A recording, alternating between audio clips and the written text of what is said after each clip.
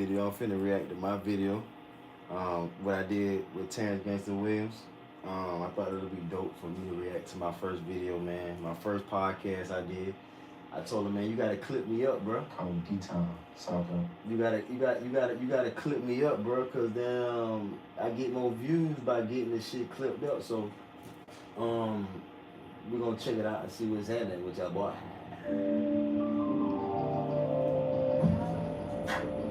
Make sure y'all like, share, comment, and subscribe, man. Shout out to Terrance Gangsta Williams for goddamn showing love, man.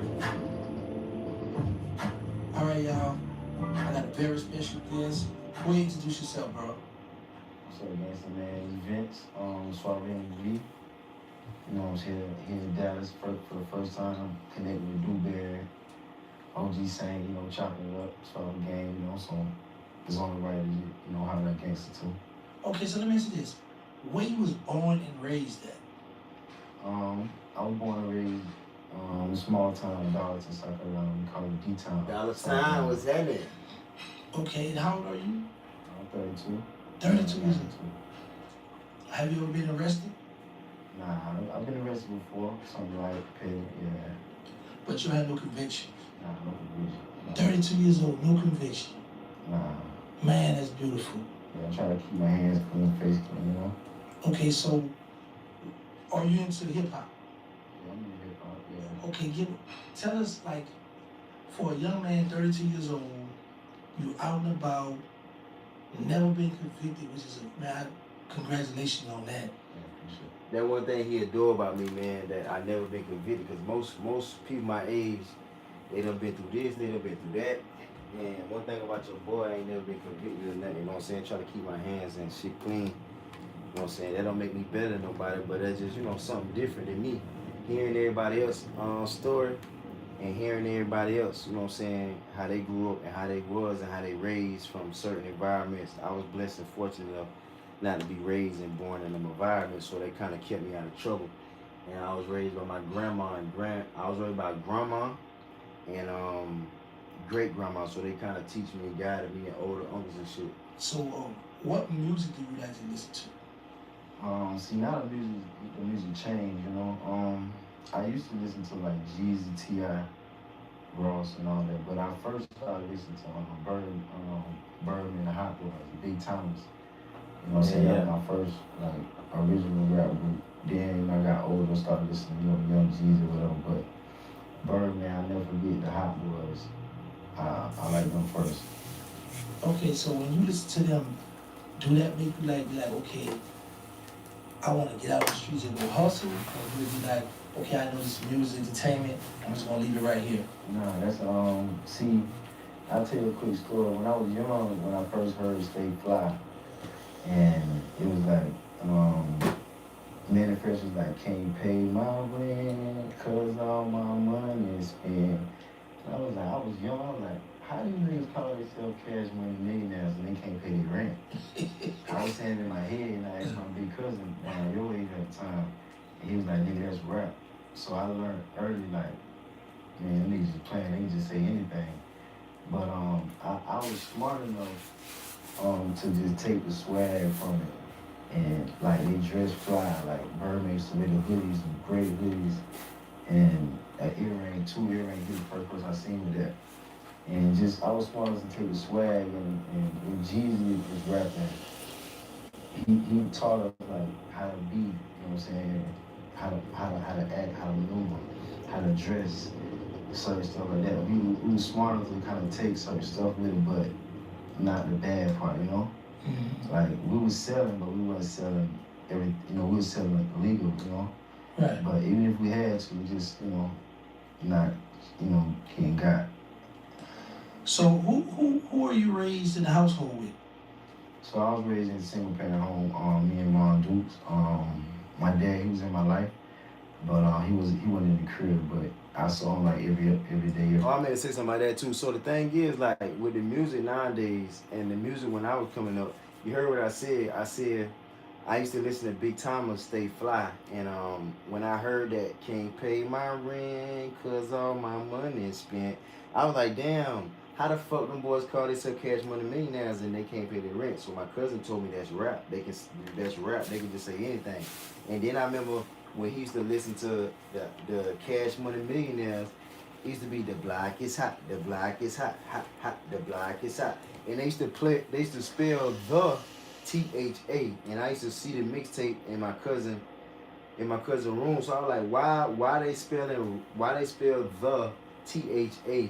And he was like, that's how you can spell it in rap. So that's I was being taught, and I asked my big cousin certain questions. So I think if you're a young kid and you listen to rap and you don't got a big cousin or a big uncle or the ask or older uncle to ask about the rap, you will get caught up in that rap shit and thinking that shit real. Some of it real, some of it ain't. But like I said, I had older cousins that kind of teach me and guide me on what's true and what's not. And then you got grandma saying that shit wrong. You don't need to listen to that, but we still listen to it. But and then grandma was like, nah, that ain't it. So you want to be raised by your parents and grandparents and your big cousins for them to guide you and not necessarily a rapper.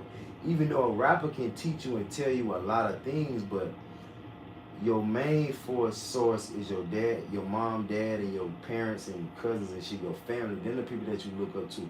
And then you can use the rapper to kind of add on this shit. Like I said, the swag and know how to move and know how to think and know how to be in the world, and know how to stand up for yourself and know how to hustle, know how to dress, know how to just maneuver and know how to talk to girls and a lot of things though. So you gotta kind of like know what to take from it. You know what I'm saying? And then know what to take from your family members. You can't take too much from rappers, and then you can't take too much from your family members because most of your family members ain't in the position to tell you anything. They just older than you. And most of your family members, you ain't want to be like them, and you don't want to be like the rapper, but more so of the rappers because the rappers got a lifestyle. The rappers got the girls and the clothes, but you can't really listen to all of it, so you got to be smart enough to know what to listen to and what to take from it. The weekend, stuff like that. But I was fortunate enough to have grandma and great grandma across the street. So grandma raised me. She taught me the game. She taught, like, I sit down, she sit down. She taught me right from wrong, morals and principles. And she taught me, one of the main things she taught me is respect will carry you further than money. She taught me at a young age. And when she taught me that, when she told me that, I was like, damn. A word can take you further than all the trillions and trillions of dollars, gazillions of dollars at the time as a little boy. I said it in my mind, but I ain't never questioned her, but I never forgot that. And in today's world, like 20 years later, you can really see how a lot of people my age and younger, they choose like money over respect. Like you can buy people now, like you can really offer somebody some money, they do anything, but that's one of the things she instilled in me. So do you pay attention to what go on social media with the celebrities and things of that nature? Yeah, a little bit. Yeah, a little bit. I pay attention a little bit. Have you been tuned into what's been going on with Young Thug and Woody? Yeah, a little bit. Yeah, they my age, so I was paying attention to them a little bit. Yeah. So what are your thoughts on Thug call it gun or rat, and then all this stuff starting to come out about Thug? Young Thug. I don't know. I think what we all need to do is redefine these definitions, and it start off with like guys your age. If guys your age is saying like, you know what, we was led wrong, we were chasing the wrong things, we didn't know no better. We didn't really know better. Yeah. I feel like my generation should follow y'all and just take heed of that, and we all need to just redefine like what stuff is now.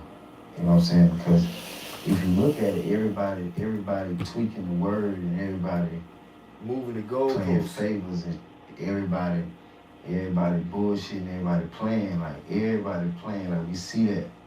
Y'all on camera doing this stuff and we see that. I'm a person that just be on the outside looking in and I just see everybody human and everybody up, really and truly. And you know what I'm saying, just, I don't know, I stay out of that. I wasn't no street nigga, I was a fly nigga. I got money, I got to it, I go on vacations, I stay by myself, I get girls. I like vacation, I like doing So I never was in the streets to be with that rat. And people think a rat is the worst kind of man to be. Nigga, if you don't take care of your kids and if you, it's a lot of stuff. If you backdoor people, that's bad. Like Yeah. people think a rat is the worst thing to be. Like it's bad, but it's a lot of people that do some. Right. It's the same words. So Right. we need to stop just calling names. Yeah. That's another thing we need to stop doing. That's what I think. Yeah. I ain't never been the type to call people names. Right. I ain't never been the type to call people names, and the main people that calling the motherfucker a name is the people that doing worse than you. Like, how the fuck you gonna call a person a rat and you a rat? So I learned that the main people that be calling a person a name, they ass is the one who doing the shit. They the one who is that. You know what I'm saying? So that's fucked up for you to be a rat and call somebody a motherfucking rat. And like I said, a rat ain't the worst thing to be. Like, it's one of the worst things to be. If you don't take care of your kids, that's just like being a rat. If you a motherfucking hater, that's just like being a rat. If you backdoor people, that's just like being a rat. Nigga, if you fuck your partner bitch, that's just like being a rat. So, damn, bro, I done fucked this shirt up. So a lot of, that's alright. It's a lot of words that you can be that make you a fucked up ass nigga. If you a hater, bro, that's just the same thing. You can't be no hater. A hater is just in the same category as a rat. If you jealous of people, that's just like being a rat. So don't think a rat is the worst kind of word to be. Because that will make a person want to hurt you and kill you. So just, stay to yourself and stop calling people, names like that. So do you have any kind of ideas or something you want to do as far as in the entertainment world? Nah, I feel like I want to, speak my truth and just speak, what I'm saying, what I know and try to help save some of these lives that, a lot of people, a lot of mistakes I see people making in relationships. I feel like I can speak on that, you know what I'm saying? So content creation, I ain't never known you can get like paid from it, so. Right. So now that you know you get paid, now you better jump into the into that world. Content, okay, create content. Okay, that's pretty cool. Yeah. So do you plan to have a co-host or are you gonna do it yourself? Something like you doing, whatever, and just, doing interviews too. Yeah, okay, that's pretty cool. Now, another thing is, while you're doing the content, like, you have a direction you want to go in, like, as far as the gossip, the mess, like... Nah, just stay on, like Charles and White. But certain stuff, I feel like somebody with some common sense need to speak up. Somebody need to be like, bro, that shit wrong what y'all doing. And that ain't how we do it. We need to get back to the real G. Back in 7th grade, back in 05, 06, we need to, if people like from my era need to be like, bro, what the fuck doing? That's what made me feel like, bro, somebody need to say something because everybody be following the wrong person. Yeah, they need an example. Blind. They need an example, man. So I felt like I could be the example for the youth type shit because a lot of shit y'all doing, I ain't never did. A lot of shit y'all on, I ain't never been on. A lot of shit that y'all with, I ain't never been with, and y'all fucking the fuck up and don't even know it. Ain't nobody ain't even saying that shit. So me, I feel like that's the reason and the point I can come to the internet and kind of say my piece type shit because everybody want to do wrong, and then when they ass get done wrong, they can't take it.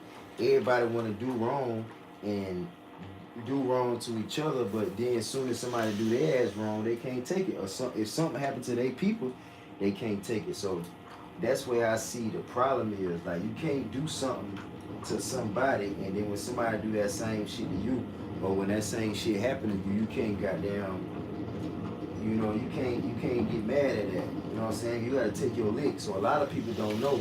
You called a lot of shit on your fucking self, bro. And then when if you known somebody did wrong, and they known for doing wrong, and they meant to do wrong, you can't really say free that nigga if he got locked up because that nigga did something to get locked up. He knew before he got locked up that what he doing can get his ass locked up. So most people be thinking they can run around this bitch like God and think nothing ain't gonna happen to your motherfucking ass. And then when they ass get got, they looking stupid. Like nobody in the world should be saying free Dirk because that nigga was rapping and talking about killing and sending hits, and we seen that shit. I ain't even knew the nigga until like 2018, bro. When I started listening to that nigga, I say, damn, this nigga just rapping and killing motherfuckers and getting away with that shit. Them boys killed Duck, like, man, them boys, man, that shit don't make no fucking sense how them boys rap about so many goddamn murders and getting away with it. Them boys started making me think like, God, like Duck, when Duck got, when they locked them people up for Duck murder, that was the first time I ever heard somebody get locked up for a murder, bro. And them boys bragging about murders and shit. So I'm like, damn, bro, that what make these niggas kill, because they realize that they can just kill and get away with it. And just because they ass got away with it, they gonna kill again and brag about it. And then when they motherfucking ass got for the body, they surprised, bro. Like, that don't make no fucking sense. Type shit, something. Did you grow up in the neighborhood, or have you ever seen guys like around your neighborhood selling drugs? Nah, I was fortunate enough to grow up like on a private. It wasn't a private road, but it was like most of my family stayed in the road, so I seen a picture when I was a baby, like 2, 3, 4 years old, and my grandma's house was on the block. It was on the road, a neighbor was here, and it was just field. So by the time I grew up, my mom, she made it happen for herself, got a house built across the street, and then neighbors started popping up. But I probably had like 5 or 6 family members stayed on my street, so my cousins across the street, you know, they was getting to it around 7th grade, up under the tree, you know, around your age, trap or die season. That when Jesus was popping. Do you ever feel like, man, I've never, you know, I don't have no convictions, I wasn't, you know, raised around that stuff, but when you see stuff on social media, do you ever feel like I missed out, or like I could have been selling drugs, or I wanted to go to jail? Do you ever come across your mind? Good question. Do I miss out? At the time, I remember when like growing up, 2nd, 3rd, 4th grade, when people was being bad as hell, I wish I could be bad as hell, but my dad would go me up. My mom would get on to my grandma and tell me right from wrong, don't be doing this. But growing up, you know what I'm saying, you get a chance to do what you want to do, and you choose not to even do that, even if you can. You know what I'm saying? And then, you know, when you get grown, you kind of do what you want to do. Being an entrepreneur and chasing your dreams is like being a bad boy. The same flack I would get from my family if I was selling dope and robbing and killing is the same flack I get from chasing my dreams and being me. I just go to New York and just say, like, I might just try. I might just see what I can do for myself, see if I can make it. See, that's the thing. I don't know if y'all caught that, bro. Like, me chasing my dreams and being myself and going on this entrepreneur route, that I get the same flack if I was down robbing, killing, selling dope, beating, like doing the wrong ass thing. That's crazy, bro. I get the same flack as if I did something wrong, bro. Like, I'm going through that right now. So that's mind-boggling to me. So I realized, like, trying to get rich is the same thing as being a bad boy, because you're going against the system. You're going against your family, and you're going against your family tree and what everybody doing. See, your family will make you feel like, oh, y'all, oh, you think you better than us. No, I don't think I'm better than us. You know what I'm saying? I just know that it's more choices to choose from, and I'm just gonna choose wisely. And then one thing about me, I ask everybody in my family, what you want to be what you want to be when you want to grow up, when you was a kid, what you want to be when you got grown, where do you want to stay at, how many kids you want to have, what life do you want to live. And when I got finished, when I gathered all the information, I was like, well, why your ass ain't did that? And they was like, man, I got caught up. I had kids, bro. I caught a felony. Or goddamn, I don't know, it too hard. Or I ain't had no money. Or it always something light or something like, so I'll be like, damn, everybody had a chance, but they just gave up. And then like I had a cousin, he was driving trucks and he was successful at it, and he lost his license. And I always asked my cousin, even when I was younger, cuz, why you ain't got your license back? You can get your license back, bro. you can do that shit again. But I don't know why his ass ain't never did it. But I kept telling him that, bro, you can bounce back off a loss, bro. You don't know that, bro. What people don't understand is that life is short and life is long. Life's so damn long that your ass can be doing something for 20 years and realize that the wrong shit. Or you could be with the wrong girl for 20 years and then for around to get right and then start all over. You know what I'm saying? You could be going down the wrong path. And next thing you know, you find out some new information and get on the right path. So people don't know, bro. You always can start your life over, no matter what age, bro. You just can't have a bunch of shit on your motherfucking plate. So I always was like, nah, I ain't about to have a bunch of shit on my motherfucking plate. So I can damn do what I want to do and live my motherfucking life to the motherfucking fullest, dog. And one way I was gonna do that is by not having a bunch of kids and not goddamn getting married and then getting divorced and being with a girl and break up with a girl. See, I ain't never was with a girl and broke up with a girl. I ain't never had no kids. I don't got no kids. So I wanted to dedicate my whole motherfucking life to goddamn trying to come up. I'm just spend my whole fucking life trying to come up, trying to come up, trying to come up. And like I tell some people in my family, I'm gonna keep trying until I make it. And if I don't make it, it's cool because y'all ain't never motherfucking made it. And at least I tried. And just like Andrew Tate said, bro, it's better to try than not. It's better to try and not make it versus not trying at all, bro. So I done made that up in my mind that I'm gonna try. I'm gonna try to try. I'm gonna keep on going until I make it. Because your dumb ass working at a dumb ass job forever, I might as well try to work on my dreams forever. So that's where I'm at with it, and motherfuckers don't understand that shit. But I don't give a fuck if they don't understand because I know I'm meant to be understood. So that's how I feel about that. So you just up and moved to New York? Yeah. Where did you move to? I moved from South Carolina to New York, Brooklyn. Oh, you went on straight to Brooklyn. Yeah. You didn't know no one there? You just Nah, I got an uncle, an older uncle. He passed last year. Uncle Spook. Rest in peace. And Uncle Spook, he kind of reminded me of Charleston White. They were kind of connected. Charleston White, Dewberry, OG sang them. And his story, he left when he was a teenager. You know, he left and moved to New York. And growing up, from 7th grade on up, I used to, you know, get money for going to school and saving my bread throughout the years. It was through the summertime, wintertime, go shopping. And I always was fascinated by that lifestyle. And Dad said they used to make so much money and they wore a light blue shirt, they would buy a light blue car. So I was like, I'm gonna see if that shit true. Now that the type of you can say on the record and I'll be like, oh word? I want some of that money, but I ain't trying to do wrong for it. But it took me a long time to get here, because I had to do right. You know what I'm saying? Try to do right. At least try. Yeah, try to do right. See, that's the thing. Yeah, that's the thing, bro. You gotta try to do right. Motherfuckers don't even try to do right. They don't even give a fuck about right and wrong, nigga. You gotta try to do the right thing if it means something to you. You know what I'm saying? It means something to me to do right. And I owe it to my people to do right. You know what I'm saying? And I owe it to myself to do right. So, you know what I'm saying? I was raised all right and wrong, bro. So I wasn't the type of nigga that want to cut shortcuts to do wrong and shit. Because even if I can get away with it, I ain't want that shit to bite me in the ass. You know what I'm saying? I want good things that happen to me type shit. So I always was the type to kind of like do right and shit. Hell yeah. Yeah, you gotta do the right thing, bro. You know what I'm saying? So you can have good luck type shit.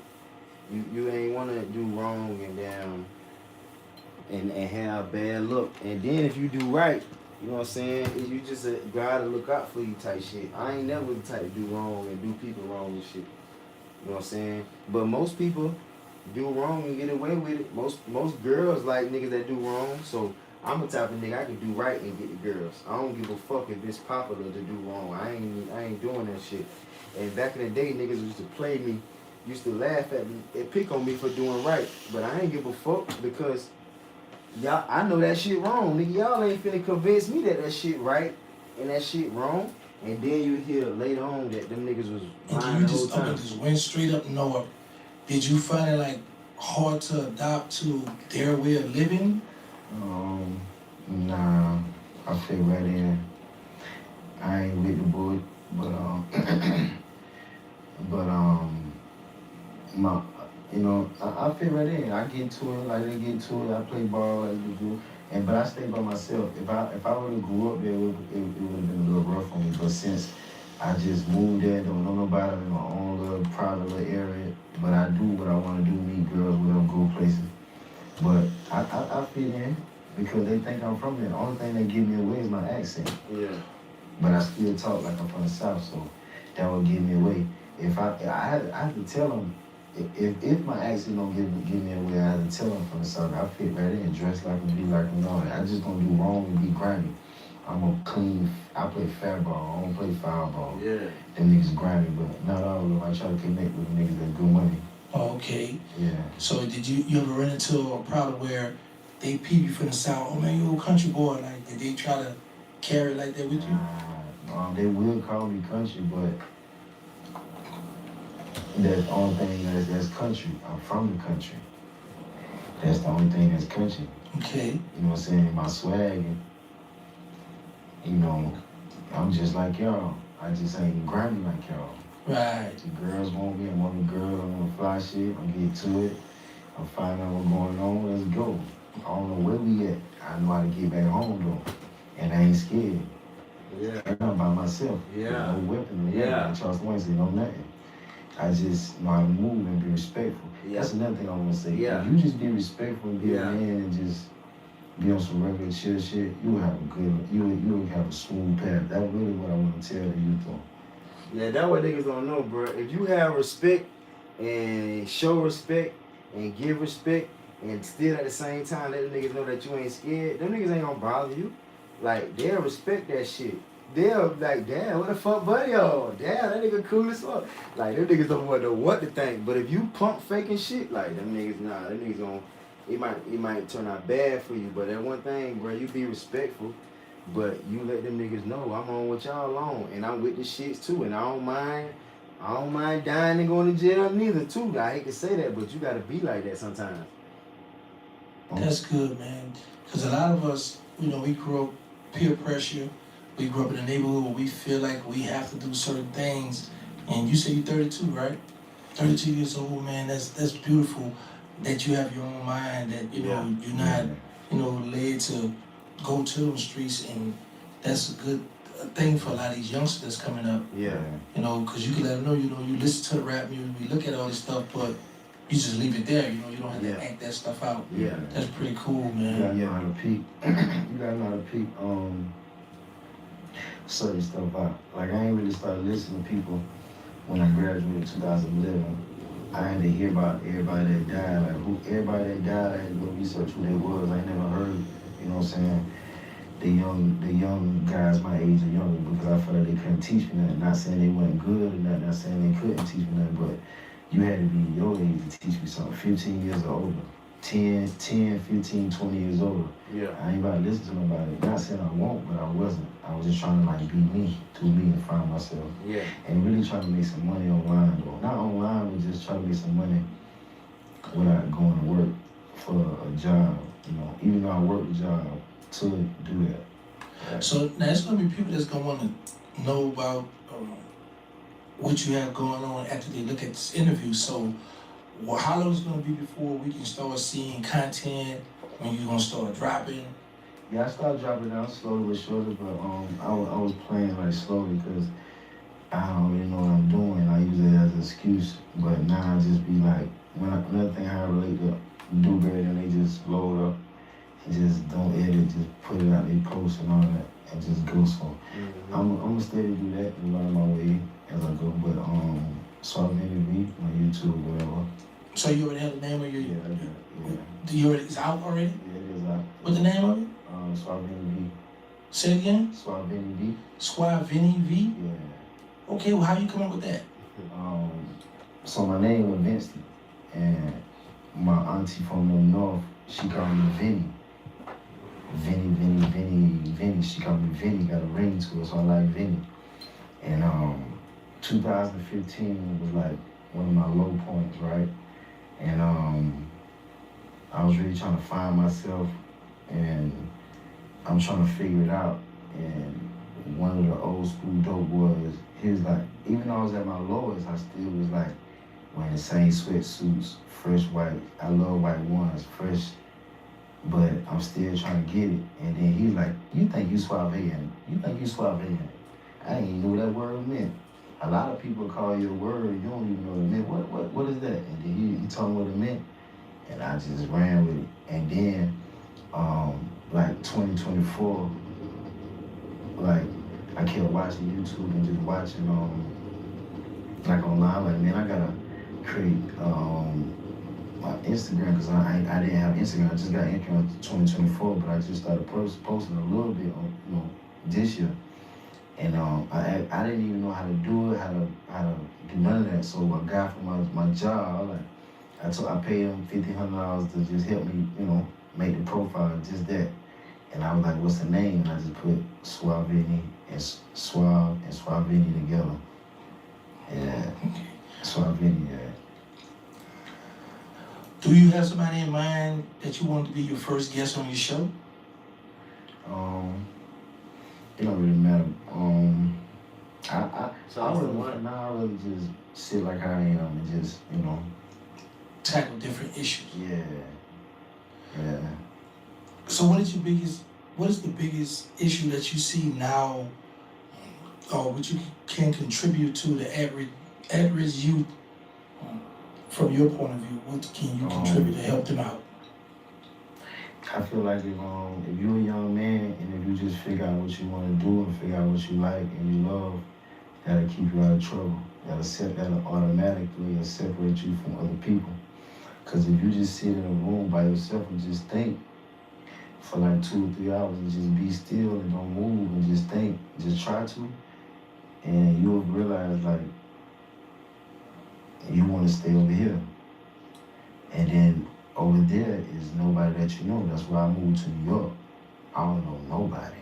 Nobody don't know me. Ain't nothing like a clean slate. You probably done got to it like in this state. Just say, I'm finna go with no money. Had all this money scamming with peas, selling crack. I ain't doing none of that. I just saved a little bit, a couple bands. I had a job. I said, I'm gone. I'm finna try something. I thought that was gangster. I bet you won't start over and go to a whole nother and don't know nobody, don't call mama. Mama said, don't call me. I ain't even told nobody. Told a couple girls, couple dudes, I'm gone, just in case. Let's see what happens. They say if you can make it in New York, you can make it anywhere. So I want to try it. So I feel like if you just do that and just move somewhere, and get away from everybody that you know. Right. See, that's what y'all don't know, bro. You got to get the fuck away from everybody that you know, bro. You got to get the fuck away from everybody that your ass know. And then find yourself. And then when you find yourself, you'll find out that you like, I'm about to say it, you like swimming, you like racquetball, you like tennis, you like fucking fishing, you like fucking riding on boats and shit. And you like, you'll find out you like a lot of stuff that people don't like. You'll find out that I like the city. I like to see new girls. I like girls. I like to see new girls. I like to see certain type of girls. The girls I like is in certain type of places, in certain type of areas, in certain type of places in the world. So, once you discover yourself, and like I said, once you sit down and think of a way to come up and just think of what you want, this is what you will conclude. But most people don't sit down and think. And I learned that from Bob Proctor. You got to sit down and think in a thinking chair and figure it out. You know what I'm saying? You can't be doing too much. You can't be listening to music too much. You got to listen to the right music to get you right. And after that, bro, you need to damn make some moves. You know what I'm saying? And then, like I said, once you realize who you are and what you want, you will realize that, nigga, we ain't got nothing in common, bro. I like this, you like that. I like to stay fly. You don't like to stay fly. I like to see new things. You don't like to see new things. I like to walk. I like to run. I like to I like to damn eat smoothies and drink smoothies and eat other type of food, bro. You know what I'm saying? See, one thing about New York, you can eat outside. I like to eat outside. You can eat outside, a nice comfortable place in a nice area. It's beautiful. So once you learn yourself, you will start going in a whole different direction. Just start over By the time you see that you thought you had a problem with, I thought I had a problem with this nigga thought he had a problem with me. Since I'm so cool and keep it pimping and don't harm nobody, that nigga will be glad to see you. That shake your hand, you be like, oh, I thought they want to shoot at me. So people don't know that, they don't try that. You gotta be on that. So just be by yourself and just move, man, get the on through. And just learn what you like. You may be like swimming. In New York, I'll be going to, what it called, with the paddle. It's like tennis, something like that. In Central Park by myself, ice skating or something. Ice skating. Racquetball? Racquetball, I think that's something like that. White people, fine ass girls from 9 hours on a flight. It took us 16 hours to get here. You spend, you know what I'm saying? Try, and get you a girl, a low key girl. You know what I'm saying? Something different. You know what I'm saying? All right, so right now you're in a relationship with a female? No, I don't do relationships. I've never been in a relationship. Or you just hit him and quit him? You not quit them. You can keep them. You ain't even gotta quit them. What's about you? Like, so you not involved with like one woman right now? Nah, it's hard to find one woman with everything, bro. And then I'm too young for that, bro. I'm 32.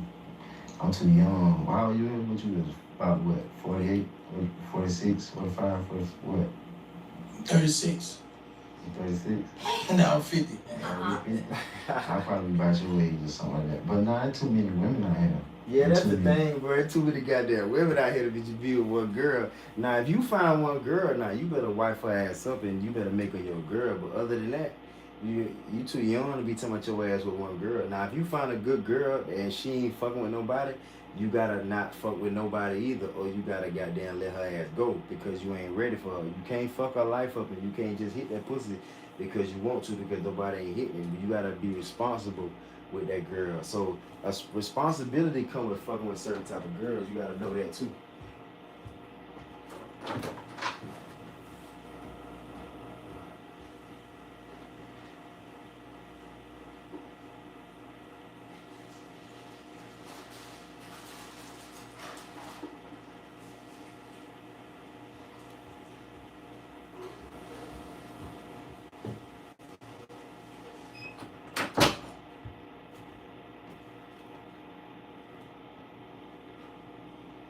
Nah. For you to settle down right now.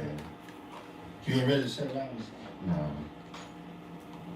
And I think a lot of people, when you do that, you express their options or whatever. Oh. Yeah. All right. All right. Hold on. Okay, so let's talk to the youth. What advice would you give them on how to survive in society? That's a good question. That's a good question. I feel like you really gotta like once you get out of high school, once you get grown, you know what I'm saying, you can just try to spend your time trying to find yourself, try to find your purpose, work on your weaknesses, strengthen your strengths, and just find out like the truth about life, you know what I'm saying? Once I found out how much money in this world, it changed my mindset. Once I found out how much land was on this world, it changed my mindset. And once I found out like how many women in this world, it changed my mindset. It's because it teach you don't have to beef over no girl because there's too many girls.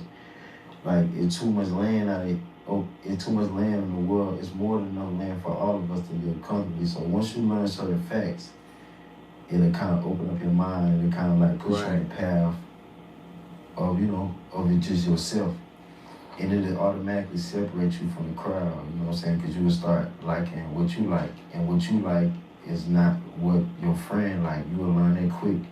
And then y'all go from hanging together every day to hanging together every year, or hanging together every other year, or hanging together twice a year or something like that. Or maybe 3 years will pass by. So do you feel that we should help one another instead of harming one another? Yeah, I feel like that. I feel like that's the way. I never was the type to harm people. I never understood why people wanted to harm one another. Or just, some people say they love to put fear in people's heart. I don't know why though. Like, I feel like we should just, help one another. I believe in that. I always was the type, to help people. Mm-hmm. So all your friends, are they all alive? Yeah, I don't got no dead homies. And like hearing like the Chicago guys around my age, hearing that they grew up a little different than I grew up, and saying the average person my age I lost about 10, 20 guys, it make me tell my homeboys like call them, I would say like you love them, you know, because all of them alive that I grew up with and came up with, even though we was kind of like in the same similar situation, but we wasn't doing like wrong in the street, we was getting to it, but we, you know, we stayed out of trouble and stay out of the way. Well, so you never had a chance to experience going to the funeral, crying, missing a dead homie, or none of that. I don't know what that feel like, thank God. I don't know what I'd do if I was one of my friends or family, well, friends like that you hang with every day. I feel them boys when they go through that. That should make them want to quit. Ain't nothing wrong with throwing in the towel, bro. Because this is what I realized: a person can kill 10 people, and as soon as they kill one of that person, they got something to say and they feel it, they crying. So I feel like once we saw that and see them tough guys crying and telling the truth, we should just be like, man, we gotta change this, bro, and just come together and just focus on the kids and focus on just coming up and just doing right, And I noticed like a lot of your ways and how well mannered you are, that come from like grandma, great grandma, how you was raised, who you was raised around. Yeah, great grandma, she always set me down and talk with me, tell me the truth. You know what I'm saying? Teach me the game, how to move and all that. Right from wrong, respect will carry you further than money. You know what I'm saying? Somebody always gonna be bigger than you, better than you. You know what I'm saying? Don't let your left hand know what your right hand do, or certain things like that. So she kind of gave me the game, from an older woman perspective. She raised me in her 70s and her 80s. She was like my best friend, Grandma Mamie. Okay. Yeah. As far as guys in the street, if you had a friend and that asked you for a ride, or you took a ride in the car with him, and he had drugs on him or a gun in the car, police pull y'all over, and they say, who this for, and he don't say nothing, what's your response to that? See, we gonna have to talk about that before we can get in the car. Like I'm talking, I done had that I got in the car with, they be like, hey bro, I ain't got no license, I ain't stopped for the police, bro. I said, word, I ain't gonna ride with you. But sometimes I feel like I appreciate what you been telling me, let's go make this play. So I'm Hell yeah. So sometimes I ain't gonna lie, with my homeboy Big, be like, hey shawty, hey bro, hey, I ain't stopping for the police now. I'm hauling there. Sometimes I'll be like, oh fuck no. But sometimes I be like, man, fuck, let him get his money, let's make this play, nigga. You know what I'm saying? But you gotta respect a nigga who do that. And then, like I said, you gotta talk about that shit before anything. Like, you know that your shit, take your shit. And it ain't gonna be like, it ain't mine, it ain't yours. Like, somebody gotta claim it, bro. Like, that's your, whoever own it is, that's who you claim it. Ain't no lying and shit. Like, you gotta take your lick, bro. You know what I'm saying? That's all it is. Ain't need for both of us going down for your shit. If it mine, I say it mine. Or if it's yours, you say it's yours. Whoever possession that it is, you gotta claim it, bro. You can't motherfucking not claim it. So that ain't gonna work. I'm straightforward, but if I was to jump in somebody's car, my homeboys, and in his work, and his car, and the police ask us who car it is, who work it is.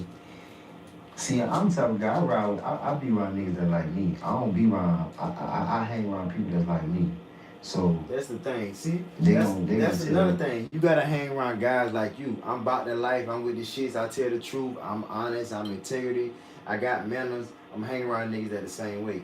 Way niggas fuck up at when they hang around niggas that ain't like them. They be hanging around niggas that's so-called cool or something. Or they hang around guys that ain't got no morals. See, I don't really hang around guys that's the opposite of me. I hang around guys that just like me or better than me or own what I'm on. That's how I usually move, bro. But as far as like hanging around somebody that gon' tell or ain't gonna keep it real or ain't gonna keep it G, you don't need to be hanging around them. The whole point of hanging with a friend is that y'all got something in common type shit. You in the street, it's yours. They gonna say it theirs. I ain't gonna have to say that. I'm looking Yeah, at it and be Gangsta. like, and we gonna look at each other. Shout out Gangsta, what's You know happening, what I'm saying? Gangsta? But I hang around people that like me. They'll tell that they'll own up to their own. Yeah, man. So the thing is, you gotta own up to your shit. And then the thing about it, like, it's best that you know your charges and you know, like, okay, we learned earlier that, okay, a weed charge is number this. A certain amount of pounds of weed gonna get you probation. If you selling that white shit, your ass going down. So you pick your battles and you kind of know the law. See, that's another thing. You gotta kind of know the law. We knew a law a little bit, but as we got older and the more we fuck around, we learned the law. And then once your big cousins and your older OGs see y'all moving a certain type of way, they gonna teach y'all the law. And then one thing what we did was, if we smoking, we ain't got nothing on us. If we ain't smoking, we got something on us. So if we about to make a play and we got a zip or something or a pee or something on us, nigga, it ain't no weed smell in the car. But if we ain't got nothing on us but the blunt we smoking and another blunt, we ain't got no weed on us and we smoking. So you can't do both. Most people will do both. They'll have weed in the car and smoking. You can't really do that. So you really got to pick up battles and then like go ahead and have your lawyer ready. Go ahead and have your money put up. Go ahead and tell somebody like your girl, like, okay, you know I'm getting to it. When I need you, answer the phone or give her some money to answer the phone when you do need her. So you got to really think ahead and really down. And then I ain't gonna lie, telling the truth will set you free because when a lot of times when I got jammed up, I told the truth like a motherfucker, and I was by myself. Like, I remember the police say, "Why your eyes red?" I'm just not getting out of work. And I remember the police will ask you. And then another thing, you gotta dress presentable and you gotta have respect and don't argue with the police because they look at all that. Like, you gotta let them know that you ain't scared of them, but let them know that, sir, I'm gonna respect you and say yes, sir, no, sir. Don't be no little bitch, but just talk like a man and don't use your hands type shit and just be calm. Even if the police say you was doing 1,000 miles per hour, just say okay. Just don't say okay, but just be like, oh, no problem. Like, just handle court in court, not outside. So, and another thing, when the police put they sirens on, kind of like one thing I used to do when I was riding in my Chevy back in the day, old school Chevy, classic Broham 87 Caprice, nigga, clean as fuck. It looked like a dope boy car, though what they say, but my shit used to look like an old ass man. I got clear tint, and then I had light tint. My shit was always clean, and when you open my door, I ain't got not a crumb of dirt in my car. I was a fly nigga. I ain't got, so if the police see you clean, see your car clean, and then I was so slick, I used to have 2 licenses. I used to have a license in my wallet, and I used to have a license like right above here, or I used to have it in my ashtray. I used to have my license, registration, and proof of insurance all in one. So when the police come, I already, sir, you know why I stop you? Sir, can I have your license? So I already as soon as he come up, here you go, sir. So you know why I stop you? You're doing 1,000 miles per hour when the sun sets. And I'd be like, okay, whatever you say, basically in my head. And then they go, write your ass a ticket, and you go. At least you leave with your life. At least the police ain't gonna kill you. Sometimes the police say, sir, you mind if I search your car? Yeah, I mind if you search my car. So you saying I can search your car? No, you can't search my car. And then he don't search your car. So the police will play mind games on you, but you gotta know how to talk, and then you gotta be respectful, and you gotta let him know that you got the upper hand, but you ain't finna bully me. You ain't finna fuck me over. But always have respect, and always yes sir, no sir, and just tell the truth. Man, I'm just coming from work. I'm going home. I just came from school. Work, home, school, church. That's it. Or playing a sport. I just came from tennis practice, basketball practice. I'm doing the right thing. I'm going to my grandma's house. Nigga, you better say something positive like a motherfucker. Police ask where you coming from? I'm coming from work. You ain't gotta be disrespectful. Say don't ask me don't ask me that. Just tell something positive. Always say something positive. You know what I'm saying? And then you'll be amazed, bro. The police will write your ass a ticket and have a good day. Police won't even search your car. But you gotta try that though. In school, like, did you have cousins or Oh, first of all, let me ask you, so you the only child? Yeah, I'm only child. On my mama's side, I grew up by myself, me and my own dudes. You don't have no cousins? Yeah, I had cousins. I had cousins. I had two cousins beside me, not next door, but the door beside that. Like when all my like great grandma and all her kids was alive. Growing up, we used to have big cookouts at grandma's house across the street from me, and all the cousins used to come around. We all played, in the field. I grew up on a lot of land, so we played sports outside. Yeah. So we had a lot of land. See, that's another sports, thing will keep you out of trouble. My wild ass cousin told me young, like in high school, like 8th grade, he was like, bruh, you better, before I even was in high school, he's like, yo, you need to take your anger out on sports. Even like it's not like I was very angry or aggressive, but he was like, yo, if you play sports will keep you out of trouble. So it's good to play sports because it'll keep you out of trouble. You will always practice on your game, and then shit, one day your ass might make it to the league, or it'll keep you in shape, and it'll keep you active and shit. You know what I'm saying? And it'll keep you out of trouble. And then girls like that too. So it's a good thing to play sports. You know what I'm saying? And if you play sports and stay out the streets, you will stay safe. And a lot of times, like, if you work on your game, you will find out that some guys that you cool with, them niggas done got us into trouble. You be like, damn, bro, I would have been right there with them if I wouldn't have been playing sports. So sometimes playing sports can save you. You know what I'm saying? I remember Jay-Z said he was with his homeboy every day for 12 years. And since he was at the studio one day, that the only thing that saved him from getting locked up, because he was at the studio. He just so happened to be at the studio. So growing up as a youngster, as a young man, you gotta find you something to do. You can do what you want to do, and you can be with your friends, but try to spend some time doing some other shit like exercising or playing a sport or riding a bike or sometimes reading. I remember I used to think reading was stupid until I started reading money books, until I started reading the people that I liked and adored and read their autobiography and shit like that. So you gotta find you something else to do besides hang out in the streets. And if you hang out in the streets, you should get money. And then you can still, like, I don't know, you gotta find something else to do besides hanging out. You can still hang out, but try to be constructive with it. You know what I'm saying? Just try to be constructive with the shit. If you got kids around, play with the kids. You could be selling dope at the same time playing with the kids. You know what I'm saying? But just don't just be hanging out, just doing wrong every fucking day. You know what I'm saying? Do that shit a couple days or something like that. So I always find you like an extra curriculum to do. And then if you work on your gifts and your talents and your business, that'll keep you out of trouble too. See, nowadays, the young people can work on y'all gifts, and y'all can go ahead and start a business as a kid. Like, you could be in the 8th to 7th, 8th grade and learn how to cut hair. I be seeing kids in the 8th grade, 9th grade cutting hair, bro. We wasn't even thinking about that in school. Them niggas making money. We was selling candy and lead pencils and clothes and shit. But nowadays, you can practice how to cut hair.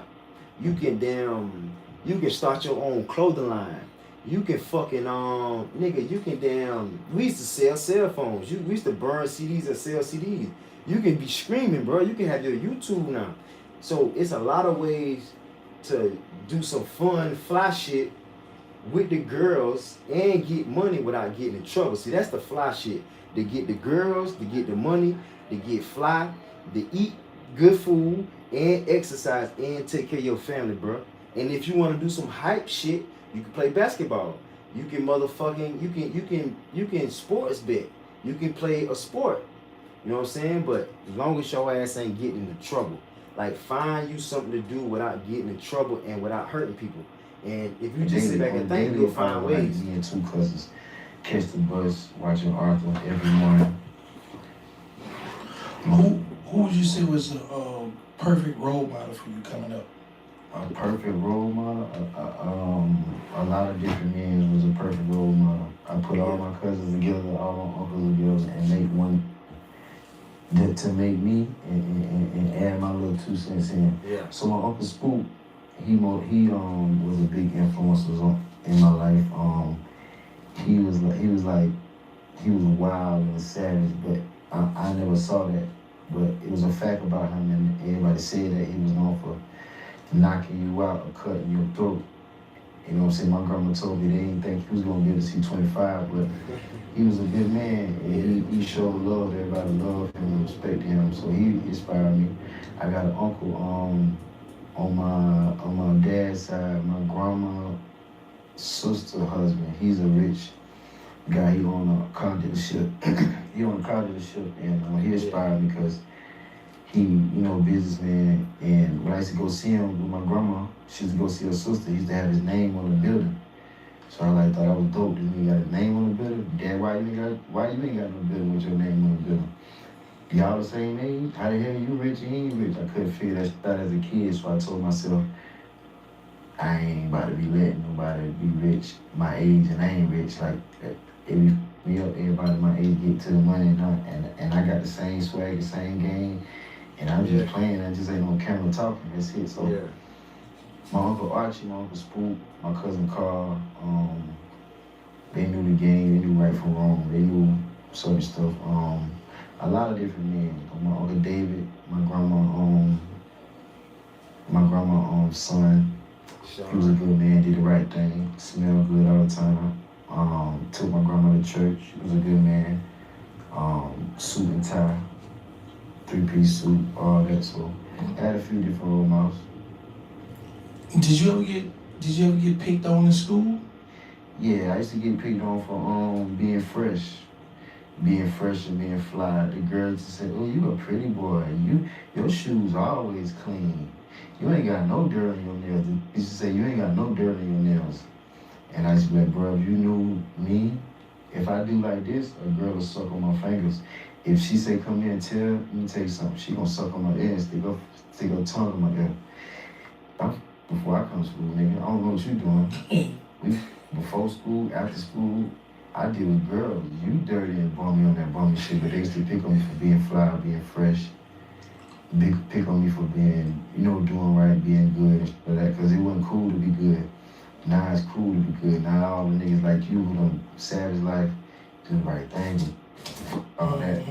It's amazing how time changed, so I feel like I'm a good example of that, because I used to do good, started off doing good, and I kept doing good, but I still was me though. And I still was, you can still do you and still be fly, still be real, still be G, but don't do wrong, don't do people.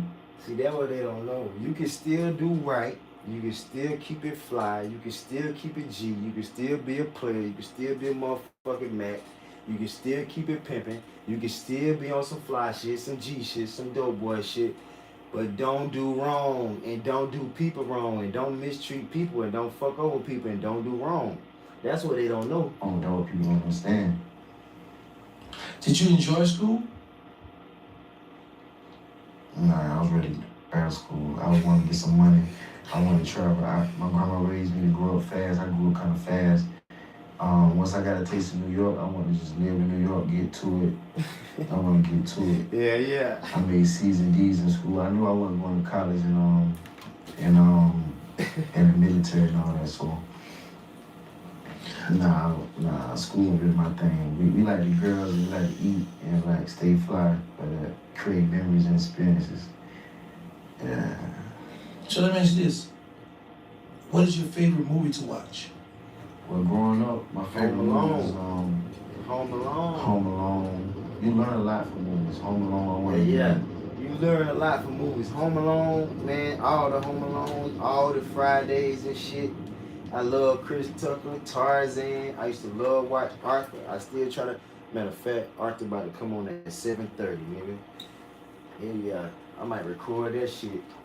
And I watch Arthur, Major Payne and shit. I watched Deep Blue Sea. That was really my favorite movie. Deep Blue Sea. I love real niggas and savages and shit, and niggas that ain't scared, and niggas that are gonna do the right thing to accomplish the goal and shit.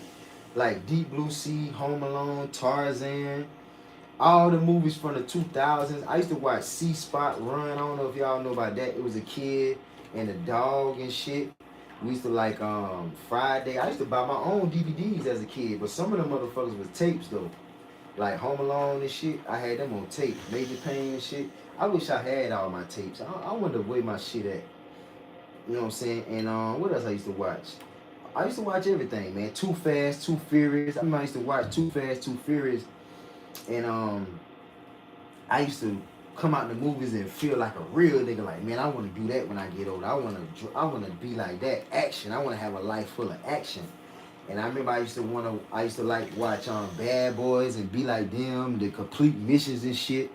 So movies will inspire you. And like when I got older, I like Bronx Tales and Goodfellas and Scarface, and I like movies that come up that people start from the bottom, ain't had nothing. See, I like movies that can inspire you, and you can look at that shit, and when the movie go off, you apply that to your life, and then they come up. Because what I learned at a young age from watching movies is that if you listen to the fucking movie, the people that control the world in Hollywood, they know the truth about life, and they'll sneak in and throw the truth in. Like I just watched this movie, Conspiracy Theories or something. They at the beginning of that movie, that nigga said some real shit. It's an old movie, but he said some real shit at the beginning about the world. So if you can catch on to what the fuck going on, the people at the top will just throw in the truth, but you got to be able to catch it. So I used to always watch like Money Talks, Chris Tucker, and what that dude name? Chris Tucker and Mike Epps, all about the Ben. I love Ice Cube. Ice Cube had heart. He wasn't scared of shit. So all the guys that showed no fear, I liked that shit. Like Boys in the Hood and all that. Menace to Society, that was cool, even though it was kind of bad. Don't Drink Your Juice in the Hood, I watched that. Like me and my grandma used to watch that. I used to be like, because it's a scene in the movie where the grandma was smoking weed, and since I was close with my grandma, man, my grandma laughed. So boy, you talking about laugh? So it's a lot of movies that I watch, man. 50 Cent, Get Rich or Die Trying, that was a good movie. There's a lot of movies. All the movies that 2000s, like came out in 2000s, I watched because grandma ain't had no cable. So if grandma wasn't telling me stories, and my uncles wasn't telling me stories, I was watching TV. If I wasn't outside playing, you know what I'm saying? You gotta think about it. I'm by myself with no friends, and my grandma, they were basically my friends, and my older uncles and my older cousins was my friends. So if you can listen to the movies and peep game, you can catch on to a lot of stuff, bro. You can learn from movies, bro. And nowadays, I still love to watch movies, but we got an opportunity to make movies, and we got an opportunity to be on the movie. So now in today's world, I still watch movies and still learn. And that's another thing. I'm the type of person, I ain't even got to go outside and have some fun. I can just order me some good ass food, give me some good weed, and watch me a good ass movie, bro. Now I got my own crib to myself. I can really sit down. You got your AC, you got your heat, you got your weed, you got your food. And then after you fall asleep, you can just, after you finish watching the movie, you just fall asleep and go to sleep. So I love watching movies. I go to the movies by myself. I always go to the movies by myself. I go take myself out. I go eat by myself. And a lot of times when I was down south, I used to go to the movies by myself. And I used to run into girls that I probably hit or didn't hit, or they liked me, and they always used to be with their boyfriends, and they look at me like, damn, that nigga got the heart to come to the movie by himself, or he ain't got no girl to take to the movie. Nigga, you don't even know. Your girl like me. I done fuck your bitch, and niggas don't even know that. So movies will inspire you, and movies will tell the truth. You just gotta be able to pay attention. A young kid, 8 years old, on his own, went to New York for that little bit of time responsible. I like Tarzan growing up. I like Friday growing up. Friday. He was a man that wasn't scared. He'll come up with a plan. I always liked that. Yeah. Ice Cube wasn't scared. And then he was the man that come up. Another thing I learned later in life, like watching Ice Cube movies and shit, I ain't even knew most of the people in that movie was comedians. So listening to Charleston White and following Charleston White and watching Charleston White come up, I said, "Ooh, you know what? I can do that." Watching what Charleston White do, he ain't doing nothing but talking shit, swallowing spit, telling the truth and telling the game. And then this nigga tell where he get his game from. He learned from the barbershop. Nigga, you know how much motherfucking game in the barbershop? Niggas so much goddamn game because all the niggas is coming to the barbershop. Every nigga from teenage, I was going to the barbershop by myself. My mama dropped me off or either I ride my bike. You got teenagers in there. You got 20-year-olds, 30-year-olds, 40-year-olds, 50-year-olds. Ain't nothing but men in the barbershop. And then don't fuck around and wait. And you gotta wait a long time. Man, you will learn so much game and knowing what's going on in the streets and just hear about. I remember I used to be little at the barber shop and I used to hear about Biggie and Tupac when they died. I ain't even knew them, but I was born in 92. They died in 96, 95. So I swear to God, I remember the OGs and the old heads just talking about Biggie and they talking about Tupac. And I was like, just listening, bro. I wasn't involved in the conversation, but I was just listening and observing. And for a long time in my life, I was just listening and looking and observing. And I ain't started talking to like high school and after high school. And really now because motherfucker got this shit fucked up and motherfucker lying and bullshit. So if the real niggas don't talk and step up, the fake fuck niggas gonna take advantage. So I was like, nigga, I need to start talking. But watching Charleston White tell his story and watching Charleston White come up like a motherfucker and he just, man, I'm just imitating the niggas that I seen. I said, I can do that because I all my childhood life, I was around my older fucking uncles and listening to them talk shit all day long. All day long they talking shit. And they just telling stories all day long. It wasn't nothing wrong. They ain't never was fighting. They used to talk about how they used to fight back in the day, but we ain't never seen no violence, no fighting, no nothing. Like my cousins when them was up on the tree making shit, they get to it, but if you look at them, they ain't doing nothing but talking, playing cards, smoking and drinking. They ain't even doing nothing wrong. So it ain't like I grew up around violence and the wrong shit, but I grew up around a lot of game and a lot of knowledge because I can get the game from my uncles and I can get the game from my cousins. And then when I go in the crib, my grandma just as gangster as them. My grandma tell me the blood, raw, uncut truth. My mom and daddy, you can't even ask them no fucking questions because they gonna tell you, boy, don't ask me no question, or they'll tell you, that ain't you too young or some shit. They ain't gonna tell you and tell you. But grandma, man, I can ask my grandma any question and she'll tell me. I can ask my uncles any question and they'll tell me. So as a kid, as a curious kid, like Curious George, you wanna know. You wanna know. You wanna know. And the way that you fucking know is by asking questions. And he was a good guy kind of, but he'll get to it if he had to. Yeah. Major Pain, watching that growing up. And I like, older, I like what Bronx sells. I like Godfather and all that. That's another thing. When you watch, I would like to watch the old movies like Bronx Tale, Goodfellas, especially The Godfather, dog. I watched that movie like 4 or 5 times. Them niggas was some real men, bro. And I like to watch how, like when I was a kid, I like to watch men because I wanted to be a man, bro. I wanted to be a fucking man so bad. Like I was studying the fuck out of men, bro. I knew what type of man I wanted to be and I couldn't wait to be a man. But as a child, I was a child, but I was watching men. I watched what men say. I watched the slang that men use. I watch how T.I. wear his hat. I watch how the old heads wear their hat. My Uncle Dave used to wear a hat all the time. So when I was in high school, 7, 8, 9, 10, 11, 12, I wore a hat every day. That's probably why my motherfucking hair is fucking thinning out. But I watch how the niggas in Goodfellas used to dress. They dress nice. They wear suits. Like when I start getting money and making money at the end, I'm gonna wear suits every day. Fuck all that shit.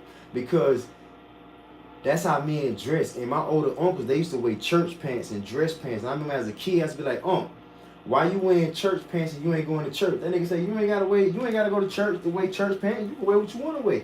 They used to wear slacks, they used to wear boots, they used to wear turtlenecks. They used to wear 3-piece suits. So I love to watch how the guys dress. I watch Ice Cube, 1 bracelet, 1 pinky ring. Nigga might have 1 chain, not all that fucking clankety-clank jewelry. 1 watch. One pinky ring, 1 bracelet, that's all you need. Or 1 watch and that's it. You know what I'm saying? So you watch how Some niggas might tuck their shirt in. Some niggas might have a nice belt. Some niggas used to wear boots. So when I was in high school, I used to dress like the teachers. I used to wear sweaters and shit. Triple fat goose.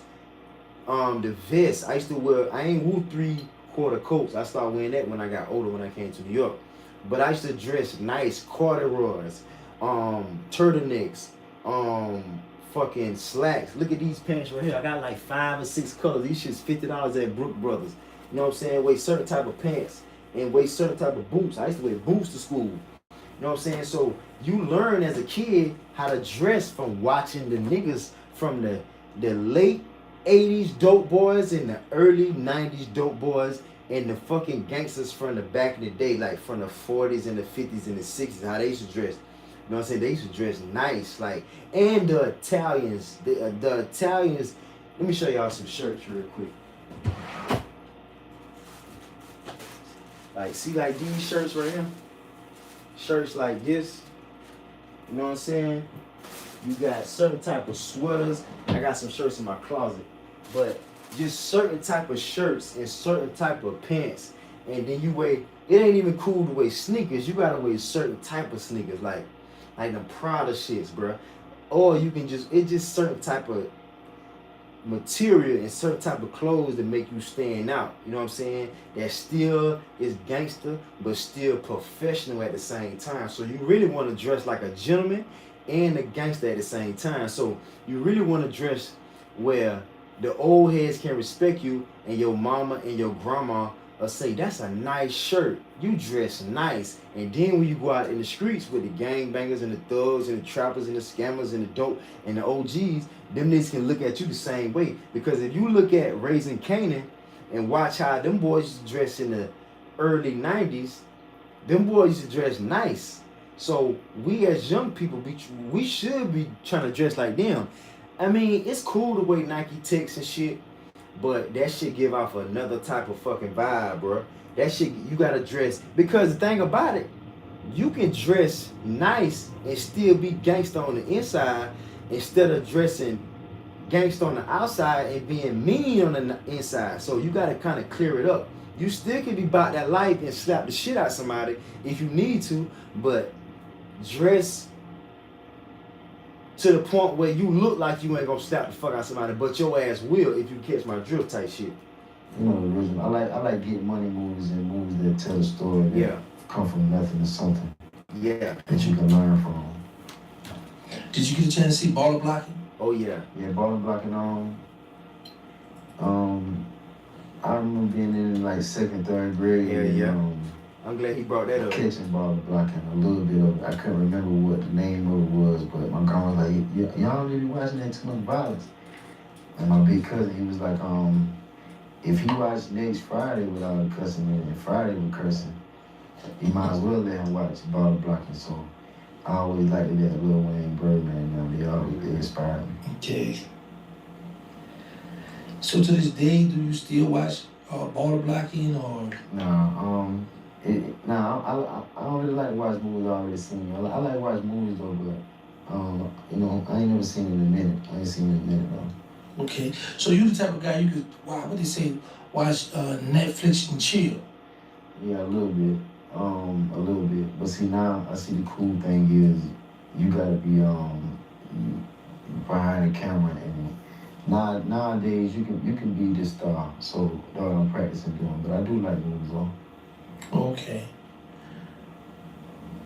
If you had one thing to say to a young man that was about to get in the car to go do something wrong, what would you say? Why are you doing it? Why are you doing wrong, and what you doing wrong for? And think about what's gonna happen. Think about the consequences of what's gonna happen. You know what I'm saying? I realize a lot of people don't think, and a lot of people don't think about the consequences. Yeah.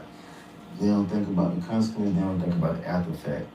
And you gotta put on a balanced beam to see if you can if it's worth it. handle it. Yeah. You know? See, that's what I do with life. Like, I put everything on a balance being like, should I go over there or should I not?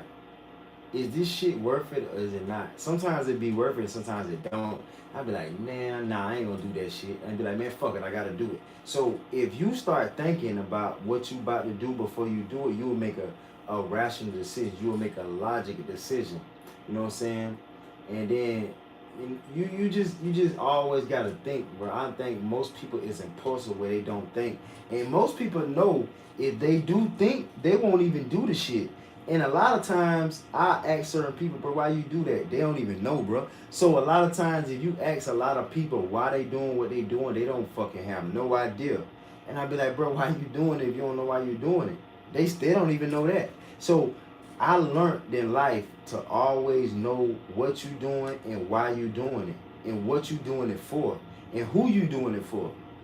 You need to be doing it for you or your family. If you doing it for the gang or for them guys, you don't even know. Them big cousins and big homies, them niggas got your ass doing some shit that they wouldn't even do. You know what I'm saying? One thing I like about Power, that boy, a white boy, fucking, what that nigga name, the white boy in Power? That nigga will do the dirt himself. He don't, Tommy don't care about sending no goon. He gonna do it himself. So if you got a guy that'll do it themselves, that's real. But most people, they'll send your ass out to do it. And then a lot of times you ain't even gotta be doing what you doing, bro. You know what I'm saying? But Okay. it's not there. Yeah, man. So I see that you've been raised and you big on respect. Yeah. How do you handle situations? Say you out at a McDonald's or Popeye somewhere, and the guy walks by, step on your shoe, and don't say excuse. That's a good one. Yeah, that's a good one. I mean, at first, I'm always cool, I'm always calm, and I always know I can buy another pair of shoes automatically. It might piss me off that if he do it and keep moving and just go, it's cool. Like, it ain't cool, but I probably just let it go. Now, if he do it and look at you like, what you gonna do? I might just look at it and be like, I like to let people know that, man, you can't just bother me and get me to do something. If I want to do something, I'll do something to you first. Like, right. I'm good at not letting people like get to me. Right. Right. So that's what I learned in life. So what I learned in life is that nobody, I ain't never seen it, but I guess if you do something to somebody might do this, but it's hardly ever somebody's gonna walk up to you and knock your ass out, or walk up to you and slap you. I be waiting on some shit like that, but most people ain't gonna do that. What they'll do is say something to you and get you to say something back, and then what you say, they might do something. Or a person might step on your shoe and get you to do something, but you be like, nigga, I don't give a fuck about that shoe. You trying to bother me? Like, and then, like, growing up, I knew I was the man. I knew I was the shit. I knew I was that nigga. So if a person is bothering me, it's because I'm probably fucking this bitch, or he probably mad because I can take his bitch, or he probably mad his bitch looking at me, or the nigga probably mad his mama like me. Cause I'm so hell, if your mama or your daddy see me, they gonna like me because I'm that type of nigga. Your grandma, she gonna say, I'm the type of guy, if your grandma or your mama meet me, they gonna say, you need to hang around that boy. You the type of nigga a grandma say, don't hang around that boy. So I always had a good clean slate. You know what I'm saying? So when I got old enough to realize that my energy is what's disturbing the peace, and my vibe is what's disturbing the peace, it make me think it because a long time I could never understand why the fuck these niggas don't like me when I ain't even doing that. I was the type of nigga that wasn't doing nothing, wasn't saying nothing, and have all the damn beef in the world. Everybody won't like me, everybody want to fight me. But I knew no nigga wasn't gonna try me. But if a nigga did try me, I really ain't gonna flip, because I'm already beating your ass without beating your ass. I'm already doing too much without doing nothing. Just imagine if I was to do something to these niggas. So I realized at a young age, bro, like I'm got these niggas beat at a long shot. If I'm beating your ass without beating your ass, and I really beat your ass, the nigga might hit me below the belt, and nigga might do something dirty, and nigga might. So I always thought about that. Like I always said, you gotta cross that line for me to do something to you. Like I wasn't see, only people that fight is people that got something to prove. I ain't got shit to prove. I ain't never had shit to prove. If I'm gonna prove something, I'm gonna prove something to God. I don't give a fuck if you don't. If you think I can't fight, I don't care. If you think I ain't, I don't care. If you think I'm not, I don't care. So one thing I love to show people is that I don't give a fuck. You will be amazed what I give a fuck about. I care about waking up in the morning. I care about living my dream life. I care about motherfucking being successful. I don't care about what you think or what you say or how you feel. You know what I'm saying? Unless I'm affecting you in a certain way. So a person couldn't just bother me because nigga used to bother me. I always think a nigga gay as fuck if a nigga bothering another man. Like Tony Yayo and Tony Yayo and Uncle Murder. Why the fuck y'all bothering Ja Rule? Ja Rule ain't bothering y'all. That nigga saw y'all on the plane. Yo, what's up? Yo, what's up? That's all they had to say. You ain't gonna do nothing to the nigga because if you was gonna do one thing I know about New York, some niggas in New York will look at your ass like a leopard. If a leopard or a tiger or a fucking mountain lion see they prey, they ain't gonna wait, they ain't gonna debate, they gonna go and eat that shit. So that's what I know about niggas. If a nigga see you and he don't attack you, his ass ain't gonna do nothing. So I learned that don't worry about a nigga talking. Say something back to his ass. Or you ain't even gotta say nothing back because you already that nigga. You already the shit. You already bigger than life. So if a nigga wanna fight you, he jealous of you. If a nigga step on my shoe, I'm so gangster, I might take the motherfucking shoe off and say, here you go. You want him? You can have him. I could buy me another. See, that one thing about me, I'll buy me another pair. I was in high school, nigga. I remember one time, this guy didn't have no shoes and niggas was just throwing quarters at his ass. So I went up there and stood by the nigga like, yo, y'all niggas whack as fuck for throwing money at the nigga. I reached in my pocket, gave nigga 20, reaching and gave him some money, and I was gonna take my shoes off and give them to him, but I didn't. And I thought about buying niggas some shoes, but I didn't. But I don't know why I didn't do it, but I was gonna do that shit. But I was like, nah, just give him $20. You know what I'm saying? And them niggas stopped throwing change at him. So I don't really care about shit. I remember when I used to always be fresh. And I remember, boy, I used to go shopping in New York, and them motherfuckers got regular clothes. I used to come back with that Rockaway, Evisu shit, that fucking LRG shit. I used to be academics. I used to be fresh in a bitch. But I used to buy my own clothes. My mama ain't believe in no buying no materialistic shit. She don't believe in that. And I remember I was in the 7th grade, and I had I used to dress like a grown man. So I had this short sleeve, like, what kind of shirt that was? Like a church shirt, but it was a short sleeve, big time Rockaway. It had a big R stitch. It had like, you know what the generals wear in the military? The soldiers wear them buttons and shit. My shit had pins on it. That bitch was so fresh, and I wore white ones and the fucking shorts to match. That shit was so fucking hard. Niggas in 8th grade. See, this one I should have fought, but I wasn't no fighter. And I wasn't, this the time I should have got niggas' mind right, but I always knew the niggas was hating. So them niggas used to try to like throw juice on my shirt, bruh. Like just fuck with me. And I used to let them niggas know, bruh, I don't give a fuck about these clothes. I really didn't though. Like I got 2 cell phones in my pocket. These niggas ain't got a cell phone. We talking about 8th grade, bruh. Man, I got on white Air Force Ones while everybody's shoes is yellow, bro. I used to take my shoes off when I got home and wash them bitches. So one thing about me, I ain't never let them niggas hate. And then let me tell you the gangster shit about it. Once the people saw that I didn't care, and once they saw that I was the bigger person, and once time go by and them niggas start to catch up with me, not catch up with me, but they started to dress a little bit fly and get a little bit of pussy and get a little bit of attention, then niggas start to calm down and niggas start to not. So I said, oh, that when I found out really the truth, like them niggas just hating and jealous. So I would have been wrong for following them niggas up and wanting to fight them niggas, because I really was hurting them niggas' feelings by stunting on the niggas too hard. And I wasn't even stunting or bragging, I was just doing me. Nigga, I had my own car in high school. You driving your mama's car. Nigga, I got my own gas. Nigga, I used to be walking to the parking lot, and girls used to grab my fucking hand and say, I'm going home with you. I used to say, no the fuck you ain't, cause bitch you talk too much. No the fuck you ain't. You finna fuck me up from fucking your homegirl. You talk to. So I was the type of nigga to turn down pussy. So nigga, I knew my value and I knew my worth. And I ain't even had to fight. That was so gangster about me. I ain't even gotta fight. Slap the fuck out me and see what happened. And I knew no nigga wasn't gonna never punch me in the face or never slap me or never hurt my.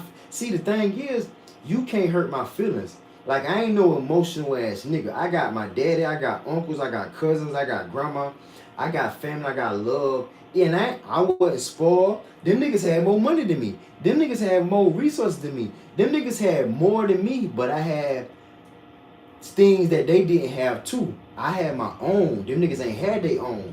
They got somebody to take care of their ass. I don't got nobody to take care of me. So I ain't hating on you because you got something I don't, but I realized them niggas was hating on me because I got something they don't. But thank God I was mature enough to see the real truth. And then over time, when we got out of school, them niggas start selling dope. Them niggas start selling crack. Them niggas start doing all the wrong shit to get money. And then I watch how their energy changed. Niggas see me in the mall. One nigga, bro, used to kind of bully me a little bit. Used to bully me mentally. Them niggas ain't never put their hands on me. They used to bully me mentally and make me think he's gonna do something. I seen a nigga in the mall one day. That motherfucker had a trash bag full of clothes. You ever seen a trash bag full of clothes? That nigga seen me, dap me up. Like, what's up? I like, oh, so them niggas, once them niggas start getting money, pussy, and clothes, like the same thing I got, or getting, now they cool. Now they ain't as mad. So I realized a lot of niggas just need some pussy, bro. A lot of niggas just need to be fuck a bad bitch and get some money and get some attention. And they used to be mad because I get all the attention. Livingston get all the attention. That was used to kill their ass. And what really fucked them niggas up, I ain't give a fuck about it. You know what I'm saying? I ain't give a fuck. This nigga don't even care about it, and he getting all of it and not even knowing that's how you get all the bitches, by not even caring about them. I ain't even knew that until after the fact. You know what I'm saying? People do that to you. They used to do it when you're young. Bother me. Let's see if you'll flip. I don't know why people like to bother people till they flip, because they flip. It ain't no calm down. It ain't no calm down once you get to that. Cause I don't like to get to that point. I can control myself, but I always think about the bigger picture though. But if they do that and then stay, I might just look at them like, as long as they don't like hurt you, bother you, you know what I'm saying? Yeah, as long as they don't hurt you. A nigga wanna hurt your feelings. And another thing I learned, that a nigga wanna embarrass you. So me, I'm the type of person, I know this may sound crazy, I'll let you embarrass me. Because what I know, I'm bigger than life. Nigga, you can do the worst thing to me, them bitches still gonna suck my dick. You can do the worst thing to me, all the niggas gonna love me, respect me. You can do the worst thing to me, nigga, I'm still that motherfucking nigga, dawg. So I learned that early in life, nigga. No matter what your ass throw at me, nigga, I'm gonna make that shit happen. No matter what you say about me, you can lie, nigga, whatever you do, I'm still the motherfucking man. So once I realized that, and once they realize that, them niggas stop and chill. And once you let time go by, that shit'll calm down, bro. And then I learned, like, that's how you handle the situation, because you realize the niggas that don't like you, them. And then so fast forward, 2-3 years later, I got a car. I remember I had a car, and I used to park my car, like, where you don't supposed to park your car. And we used to come out of class and my motherfucking Chevy right there. Them niggas used to clean my shit, or I had to clean my shit. Niggas all in my car trying on my coat. Man, it's a nice coat, bruh. Niggas ain't never had on no coat like this. Man, it's a nice coat. This shit smells so good. And I wasn't never pick at nigga. I like, look at these niggas. That nigga trying on my coat. Like, look at these niggas. But I never was the type to embarrass a man or make a man feel stupid. But I never forget the nigga trying on my hats. Man, this shit so soft. And I was like, damn, bro. If you acting like that, can you imagine how your bitch feel about me, bro? So, one thing I learned, them niggas was my fan. Them niggas loved me. And when I see them niggas in today's world, and I don't see nobody that I know in today's world, but like 5, 10 years later after school, them niggas love you so much, bro. So I realize, bro, niggas really love you. That's why they say it's a thin line between love and hate, because the niggas that really love you look at you like this. Wow. I used to come to school and niggas used to be like, wow, that shit hard as fuck what you got on. That nigga car hard as fuck. That nigga fucking that bad bitch and he don't give a fuck about her. And he was with her yesterday. Cause niggas be watching. They see you skip school every day with a different girl. And don't got no girlfriend and wonder how the hell you do that shit. So always remember, if a nigga don't like you, he probably want to be you. If a nigga don't like you, he probably adore you. He probably love you and can't tell. He probably love you and can't tell. I tell a nigga straight up, hey bro, that shit hard as fuck. But I got on something hard as fuck. So if I tell a nigga that shit hard as fuck, a nigga look at me like, bro, I like them shits too. Word, appreciate it. I be like, bro, that's a nice ass coat. Sometimes I walk past a nigga in New York, I be like, that shit hard, bro. That shit gangster as fuck, bro. That shit hard. He be like, appreciate it. Like I got certain sauce. Niggas be like, bro, that's them boots hard, bro. I got some patent leather all black boots. You ain't never seen no patent leather blue boots. I got some boots. They got the fucking wood grain on them, and at the bottom they got like, what that shit is? It's like chalk. It's like a rubber. Man, them shit so fucking hard. So if you just be yourself and stand out, man, niggas will fuck with that. They just, and a lot of niggas want to be your fucking friend so bad, bro. You know how many niggas told me once they got 21, 22, 23, bro, your shit hard as fuck, bro. That shit hard, bro. Man, I always wanted to hang out with you. Man, I always wanted to be friends with you. I be like, word. That nigga's like, man, bro, I always want to be friends with you. Even the niggas that, man, I'm trying to tell you, even the niggas that you think jealous of you, them niggas will come out and tell the truth and be like, bruh, you get all the girls, bruh. I was on the phone with my girl and she talking about you. So I'm like, damn, word? So all that shit makes sense. Sometimes niggas just want to be your fucking friend. They don't know how to tell it. It ain't really no big deal. I wouldn't make it a big deal. So you out at the mall, guy walk up to you like, man, let me wear that chain. Let me use the chain, take a picture. See, that's why I don't wear chains. See, I'm smart enough to know that this is what I want to tell the young people. Certain stuff means stuff. You gotta know that. These glasses right here, this dentist. I always like the dentists. They wear clear glasses. I thought you look like you know something. I like that look. You know what I'm saying? A watch, that regular tell time. I always on the go. That chain. First thing they want. That's the wrong type of attention. Mm-hmm. You can be fly and you can be cool without that chain, bro. That chain is dangerous. Too many people get killed over a chain. Right. You can get you. I had a pink. See, the thing about me, I learned from other people's mistakes. And what I see, like PNB Rock, that shit was sad. That nigga was my age, a little older, a little younger. He got killed for his chain. A lot of people, man, your chain worth dying for, but the fact that a nigga try to take your shit, you gonna try to die for your chain, but because it's about respect, you ain't finna take nothing off me. You ain't finna take nothing off me, but if you got a gun, you can have this shit, but niggas might kill you anyway. But I realized from being in the world and watching the world, you can't wear no fucking chain, bro, because niggas will take your shit and then that'll make a nigga want to motherfucking kill you. So I realized that your muscles and you being in shape is your jewelry. Having your skin clear and having your weight up and being happy. It's a compliment for a 60-year-old, 70-year-old lady to say, you know what, young man, you look happy.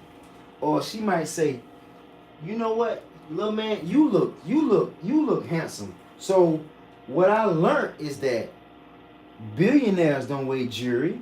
So try not to wear no fucking jewelry, bro. Or try to wear a little baby ass chain. Don't wait. When you wear a big ass chain with a big ass charm and that shit look like a couple $1 million, a nigga gonna want to take that shit. So what people need to know is that you can shine without diamonds. You can shine without a chain. You know what I'm saying? So wear some nice ass clothes. You ain't gotta wear Louis Vuitton, and you ain't gotta wear design clothes, but in today's world, I like to wear clothes that don't got no name brand on it. If I'm gonna wear a Gucci shirt, a Gucci sign ain't on this bitch nowhere. You just it might be on the inside. So that's the fly shit to do nowadays. You can't wear no motherfucking jewelry. Or you can wear jewelry around millionaires. And that's what I'm about to tell Gangsta. You can wear jewelry around other niggas that got jewelry. Don't wear no fucking jewelry around niggas that can't afford no jewelry. Wear jewelry around niggas that can afford it, and always be around niggas that's got more money than you. Because I like to be the brokest nigga in the room. I like to be the nigga, like in New York, I'm probably the weakest link, but I'm the motherfucking best in the first one if I go in another crowd or if I go down south. But if you come to a whole other atmosphere where there ain't nothing but the elites and the 1%, you might be the bottom or the best, but you might be the top of the best at another crew. So I learned that your muscles and you being in shape and you having clear skin and white teeth that you take care of can be your jewelry. You don't even need actually diamonds and chains because a nigga want to take that shit. So you can have nice things, but you got to be careful. Don't go to the hood and don't go places where nobody ain't got what you got. Always be around people that got what you got and they got more than you, or they can afford this. That's how you stay safe. And another thing, you got to choose where you go. See, me in New York, I choose to go to rich places. I choose to go where the money at. See, I learned in New York, if you go where the money at, people that got money, they know how to behave themselves, they know how to act. I miss Arthur. And it's Saturday too, that shit probably ain't on. But when you go around people that got, I remember when I went to go see Charleston White in Winston-Salem. He said, I'm finna go. Y'all try to hurt me. He said, y'all ain't got no places around here for the millionaire niggas. A nigga in the crowd say, man, Charleston, you ain't no millionaire. Like, they just go to show you how low vibrational shit is. But he right. You need to go around millionaires. You need to go around people that got money. When I go around people that got money in New York, it be a lot of people outside. You can hear a fucking pin drop because nobody ain't yelling. Nobody ain't screaming. You can see people mouths moving, but you don't hear nothing because people is talking in the inside voice outside. People are happy to see one another. People talking about business. People laughing and smiling. You will see a bunch of people. You will see a bunch of white friends together, 5, 6, 7, 8 deep, just eating a fucking box of pizza together, just chilling. You will see a couple that looks happy, that look like best friends. So you always gotta choose the right environment that you want to be in. In the right environment, that way people are dressing nice, they know how to act, they got money, and you can't really be around black people and you be around niggas. You gotta be around other colored people. But I hate to say that because, like when I went to Winston-Salem and I seen that crowd, I said, oh yeah, it going down in this bitch. I said, oh yeah, ain't nothing but gangsters and thugs and savages and trap niggas and my people around this bitch. But the thing about it, everybody kind of looked like they knew they was ready to know how to act. But when Charleston came out and started talking, them niggas started dissing him. So I'm like, what the fuck? Why the fuck would these niggas come out just to diss my man, bro? So you gotta be careful at where you go and hang out. And nowadays, it's good to stay your ass at the crib. It's good to get you one girl and stay your ass at the crib. Or it's good to just book a vacation or book some fly shit for 3 or 4 hours and bring your ass back home. Don't be out there lollygagging. Book you some shit. You know what I'm saying? Go there, enjoy the function for 4 hours, and might go somewhere else and bring your ass back home and do that shit again. And I had a one wheel, like it ain't no school, it's just a one wheel, and I lost it. I'm cool with a watch, a pink ring, but you gotta know when you wearing a chain, a problem gonna come with a chain. So right. you really gotta be prepared for that. Now when you got a chain on and it costs some bread, you gotta be prepared for certain situations, bro. Right. So a guy walk up to you and be like, let me borrow the glasses right quick, bro, I can take a picture. The ones you got on right now. Mm-hmm. What you say? These my glasses, bro. You see my name on? These my shits, bro. You want some glasses, you gotta get your own glasses. These mine. But what if he proceed to grab, like, go towards you? Yeah, I know. Let me use them thing. Nah, you ain't gonna touch me. They ain't gonna touch me. Cause I don't like touching me. I don't like men touching me. A pretty little girl can touch me. Pretty little fine little. She better be cute and humble. You know what I'm saying? She better not be talking shit trying to touch me. Cause I'm gonna do her the same way. But I ain't let nobody touch me. So let's talk about the female. So you have a certain type of female. Yeah, I like I like all type of types. There's so many different types of women. New York got a lot of variety of women, so it make you think you like a certain type of woman. Yeah. You see a whole different type of mix with this and that. So I like natural. That's the first thing. I like natural. I like it don't even matter, bro. So you saying she fat, you gonna date her? But if she fat And she and clean. she like pretty skin, natural long hair, And clean. and Hell she yeah. can cook. And got a good attitude. Into it, and she'll help you build some.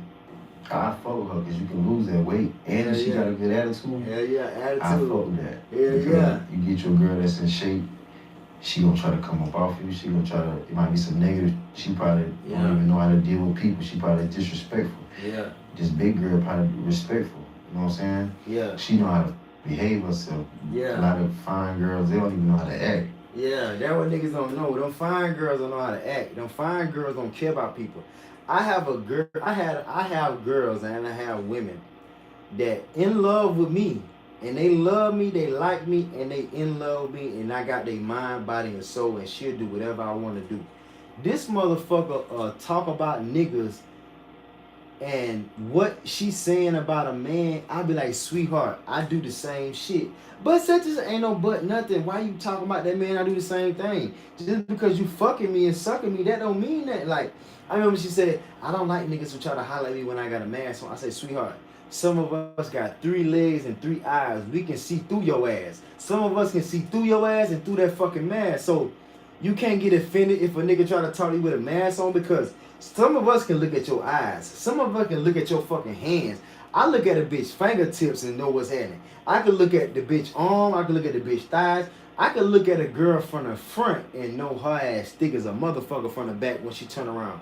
But most guys can't do that because most guys ain't got that talent or got that fucking third eye. So you gotta know that pretty girls come with some shit. Pretty girls got badass attitude. Them bitch got badass baggage. They don't think like, bro, that shit will blow the fuck out you. We going out of town so at night. I said, sweetheart, just look up the reservations and look up the motherfucking restaurant while I'm driving. I'm driving, looking at the motherfucking GPS. Take my other phone and order the fucking place. She can't do that. Sweetheart, I can't drive, look at the motherfucking GPS and order the shit. I said, you know what? Let me tell you what to type. I said, God damn, bro. So you will realize quick. And a lot of times, them pretty bitches don't wash, boy. Them pretty bitches don't wash their fucking hands after they piss. Pretty girls don't think, but you know what I'm saying? It come with some shit. You might get you a big girl. She might be clean. She might be got good hygiene. That motherfucker can lose that weight. So it all depends, bro. You want a girl that's pretty on the inside and half-ass pretty on the outside. You don't want no bitch that's pretty on the outside and half-ass pretty on the inside. You want her to be pretty on the inside. But you struck gold if you find a girl that's pretty on the inside and the outside. That's hard to find, but you can find it. You know what I'm saying? And you gotta understand that pretty girl been with everybody. They might be gave out by the pussy, but they gave their time and they was looking at the nigga face. And if a woman was with a man and he ain't fucked, that's his fault. Because if you be around me and my niggas and niggas like me, your ass gonna get slutted out. Cause we know what to do. You know what I'm saying? That's his fault if he don't know what to do. It all depends on. You have children? Nah, no kids. Thank God, before my time. Okay, so Yeah, I ain't ready yet. at what age you think you'll be ready to start going half? I don't know. I see Greg Cardone. I think I might follow his route. Yeah, that nigga 50. Greg Cardone, he wait till he was a billionaire. Hell yeah. He got married at 48. And his girl with him all the time. They got kids together. They got kids together. The kids work in the business. I think that's cool. Yeah. I want my girl to be my best friend and be with me all the time. Okay. So she come out like, y'all, you know, y'all can't take her because she with me all the time. You know what I'm saying? Okay. And I don't want something that you don't like. I like them type of girls. A girl you might look over, somebody with a flat ass, but she got a cute face with long hair. Yeah. You know what I'm saying? She ain't into that type of Yeah, I call that 6 o'clock. I don't go flat back there. Yeah. So you into that? It don't matter the woman on. You know where? As long as she got a good head on her shoulder, doing something, you can. Date. Yeah. It's all about her mind. It's all about her personality, her character. Yeah. A lot of pretty girls' character. Fucked up, nigga. That what it about. You know Your mind, your character, your perception of life, and your attitude, bro. That what it about. Fuck that pretty shit. Nigga, we used to slut out pretty girls in high school. We learned pretty girls ain't shit, boy. If they good to fucking slut out, but that's it. That's what you supposed to do with 10, slut their ass out. Anything else, you do not have a baby from a pretty girl. You do not wife up a pretty girl. You do not take a pretty girl. You can take a pretty girl on a date on another side of town or out of town, but hell no. You know what I'm saying? You know what I'm saying? And pretty girls is good to look at. Pretty girls is good to fuck on. Pretty girls is good to motherfucking show off when you making plays and trapping and shit. I used to have a girl ride with me and let one of them niggas love that shit. A girl that they ain't never seen before. Make her ass get out and get the Dutchess and pump the gas. And have niggas like, damn, what that bad bitch is pumping that gas in that shit. That nigga making that bitch pump the gas? Hell yeah, nigga, fly shit. Hey, go in there and give me 2 backwoods and a motherfucking orange juice. Appreciate it. Thank you. What you want, huh? Get you what you want. Nah, I ain't want to be hot. For me, get out. And all that beef going on, you ain't want to get out and go to the stove. Make her ass go out and go to the stove. You know what I'm saying? So, hey, we love doing that. Have a pretty girl by our side making plays. That shit increase the business and shit. Well, you know about their brains. They gotta know something, no? Yeah. Are you the type of guy when you go out on a date, do you open the car door? You open the door for the I woman? will. I don't be going on dates. I ain't that type of, I don't go on dates. But if I was to meet somebody to go on a date, open up a car, last time I did it was prom. I ain't that type of man opening no door. You ain't handicapped. You can open up your own door. But I if we walking together to the car, I might open the door. But I don't think I ever open no doors. Mm-hmm. Like I will open the door. Like I said, if we go into the car and I get to the door, I get to the car before you, I open the door. And you got, if you want to press a girl, you do that type shit. And that shit only happen on the motherfucking movies. In real life, that shit ain't. You gotta be a virgin and a raised right girl. You gotta be an older girl. Now, you gotta be a girl that ain't. You gotta be an old school girl, about 20 years older than me, a real woman. Like nobody open no motherfucking car doors and you a hoe. Bitch, you a hoe and a slut bucket. Nobody open no motherfucking car doors for you. You gotta understand. If you a woman and your ass start doing unladylike shit, you ain't finna get treated like a lady. If you act like a hoe, a nigga finna treat your ass like a hoe. So you can't be a hoe expecting queen privileges. That's what these niggas got these bitches fucked up. These niggas is fucking with hoes and treating the bitch like she a fucking queen. That bitch a hoe. Treat her like a hoe. Nigga. You know what I'm saying? Don't disrespect her. But I'm finna talk to your ass and treat your ass like a hoe. You wanna be a hoe? That hoe shit ain't cool. So you better be like a lady around me. On a date, are you expecting to get something from her that first night? I ain't expecting. That's a bad word. I ain't expecting. I'm just expecting her to behave. But Yeah, behave herself. Yeah, but that's what one thing I do know, I know the game. I know for a fact if you her type, if you what she like, if she's attracted to you, she gonna give you some pussy. You can have whatever you want from her. Yeah. Whatever you want. I know that from experience. So, if I don't hit on the first, if I don't hit on the first, then I don't think something wrong with me. Or she gotta be a girl that ain't never did that before. Yeah, you gotta be a girl that ain't never did that before. I'll wait forever. Yeah. But if you done fuck before, you can't tell me you waiting. Why we can't fuck? And then she'll tell me, cause I don't know you. So shit, let's get to know each other. And you sit right here, you let her sit right there, y'all just talk, ask questions, and get to know her. For hours. And before you know it, you'll be probably, you get what you want. Are you the type, like, say you got a female friend, you dig in her, you like her, but then one of her friends come over and the friend look at you and she like you have sex with 2 friends. Damn right. I'm the type. I'm the whole crew. I'm everybody. Like girls know what type of man a man is. Hell I ain't yeah. even finna play because most men they need to just go and tell the truth. Hell Because yeah. we want you, your friend, your sister, and nowadays the girl's mama so fine. They in their 40s. Hell I'm yeah. in my 30s. That's the perfect case. Hell yeah. You, your mama, and in New York, your grandma about 60. She's still in shape, thick, titties firm, and all. You be a whole family in New York, Spanish. So you might as well just live your life. Now both of them sucking dick. Your mama busting that. What y'all in they doing?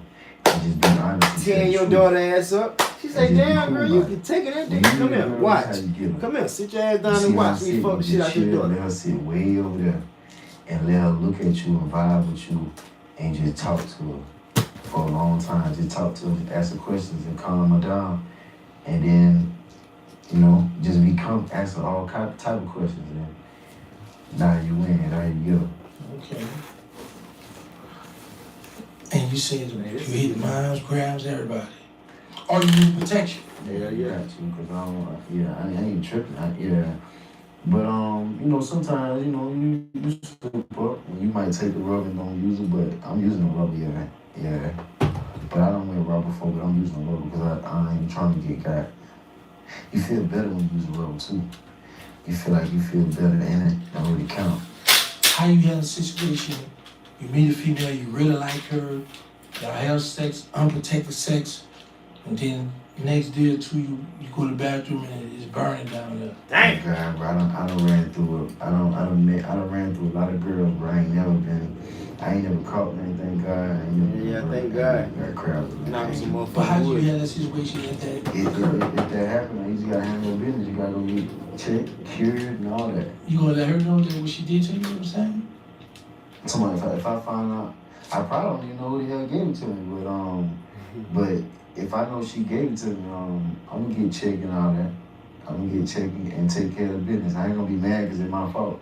You can't get mad and you know what you did. You can't really get mad at your fault. And my fault, I hit her with a rubber. I did hit her with a rubber.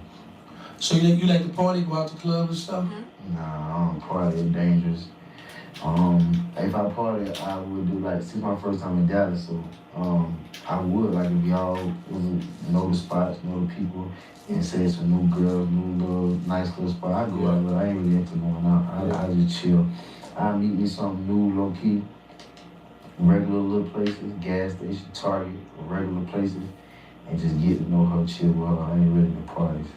I get got. Okay. Okay, yeah, we got these out the mouth in here. Yeah, he did a lot of time too. I see you here hanging out. Did you got anything you want to ask the young man? All right, so how you doing, my brother? What's up, bro? How you doing? You say you from New York? Nah, I'm from down south, Dallas and South Carolina, but I moved to New York. Yeah, I've been in New York probably 7, 8 years since 2018. Yeah. What you do for a living? You know, I'm trying to, make money on the internet now, so. Internet? Yeah. You got a lot of money on the internet. Yeah. But, trying to make it, this and that. I got hurt at my job at work, so that really forced you to kind of make money online. So you get to work with that workman's comp thing? Yeah, but I was fighting for a long time. I just Yeah, set up for like a small amount, but Waiting it so was long. It was a lot. 2 Like, years. they really didn't want to pay. I kept having My back hearings. They still didn't hurt like pay a for my, motherfucker. like chiropractor, physical therapy. And my neck. So I just got to just get the bread and just afford to pay for it.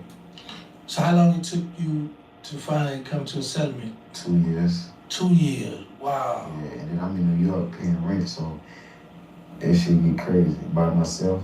Yeah. Mm-hmm. But you don't need a car out there. You just catch the. Nah, that's the thing. That's one of the reasons why I move. I like to run, walk, ride bikes, you can do all that. I got a one wheel, like a unicycle. Yeah. Electric, go like 30 miles per hour. I can just ride everywhere on that shit. Brooklyn to New York, across the bridge. You be on the one wheel doing that? One wheel gliding, like you flying. Mm-hmm. I gotta show you a video. I broke it though. Not broke it, but I rode it in the rain to see my Uncle Spook that passed.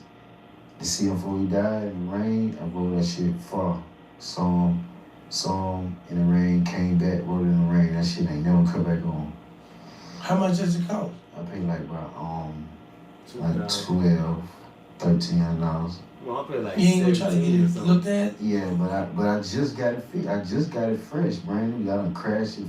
I just paid like $400 to get brand new parts and all that. But I'm gonna do it again though.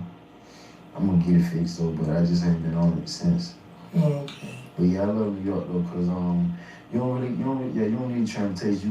You can ride a train. You can ride. There's so many people you can ride under the ground, on top, all that. So coming from the South, we ain't used to that. So you can really get to the money. You can get to where you need to get to, you know.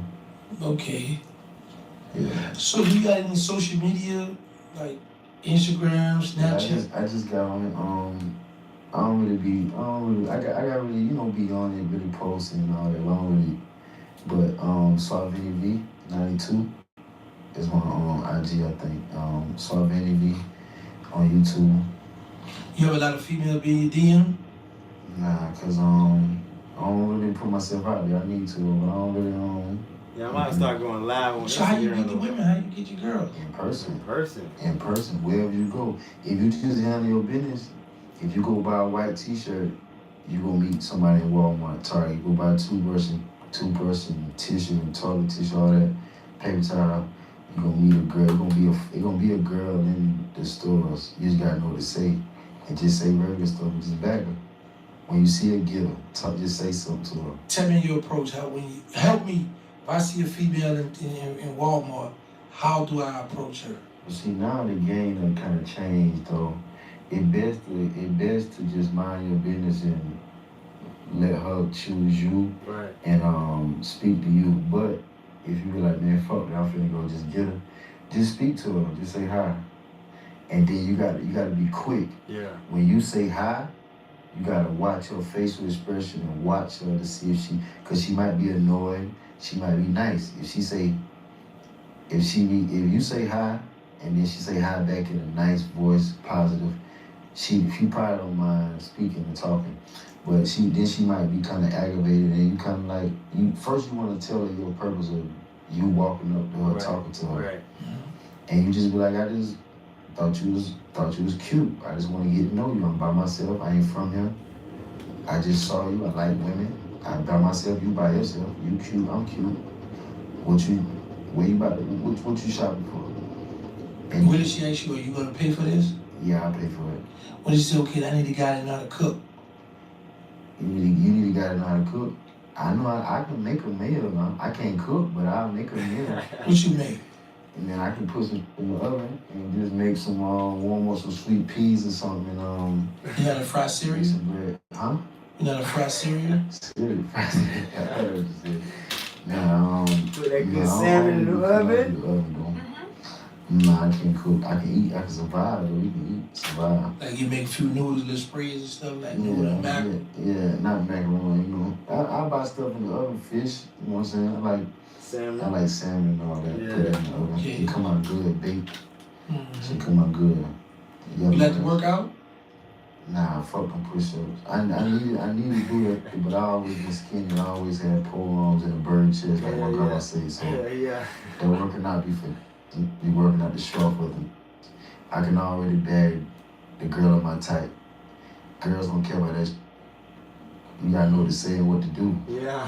They don't care about that muscle. Yeah. As long as you know how to get to it, that's all that matters. Yeah. Say you just meet a female today. How long Yeah, bro, that nigga go you have ahead. to know her before she can start asking you to help her with her bills? See, that's why I need to get some money. See, that's why you gotta. See, I really believe like you really shouldn't talk to girls or be on dates and dating if you ain't got no bread. But even though I ain't never had no bread and I always dealt with girls though, but. Hold on, wait. I hope y'all caught that. I said, in today's world, you need money to talk to girls. You shouldn't be talking to girls if you ain't got no money. You shouldn't be talking to girls if you ain't got no money. And you should be dating girls if you ain't got no money. But even though I always talk to girls when they never had no damn money. But that's the truth. The truth is, I ain't never had no money, but I always had all the damn girls. So you don't fucking need no fucking money to talk to girls. But your ass should have some money, and it's best that you have some money. And in today's world, you need some money, but you don't need no money. But it's best. Like now, in my life, since I ain't got no money and I ain't making like $20,000-$30,000 a month, like you gotta be making. I hate to say this truth, but you gotta be making at least $20,000, $30,000, $40,000, $50,000 a month comfortably, sitting on your ass doing nothing off the internet, easy money to be talking to girls. And then when you make all that money, you ain't even got to you ain't even got to spend the money. You just got to make it and have it. You know what I'm saying? And then so you can be able to do what you want to do. But you need some fucking bread to be talking to girls. You know what I'm saying? You need to. I remember Kurt. What that dude named the comedian? I think his name Kurt. Something he said. You said a man should have at least $25,000 in the bank to date a girl. I believe that. Like when you see a girl that say, I want a man that make $200,000-$300,000 a year, $400,000 a year, a man shouldn't get mad at that, because you should. Because this is the thing about the women's standards. As a man, you can live up to a woman's standards, but as a woman can't live up to a man's standard, because the first thing we want is a non-hoe. We want a bitch that ain't hoeing. We want a girl that ain't no hoe. We want a girl that keep her fucking legs closed, that's a virgin. You ain't gonna find no damn virgin, so that make the dating pool easy. So I ain't finna wipe you up, because I only wipe up good girls from good homes and girls that don't fuck with niggas. And you ain't gonna meet no girl that don't fuck with niggas unless you do. You can, but you gotta go to the right places and you gotta know where to go. So as a man, the dating is easy. Just get you some money, you can have everybody. Or just be on point, or be fly and have a little bit of money, and you ain't gotta spend no money on a girl. But it's best to be comfortable to have money in today's world of talking to girls. I ain't fuck with girls in the long, I usually let the bitch bag me. That's how you win.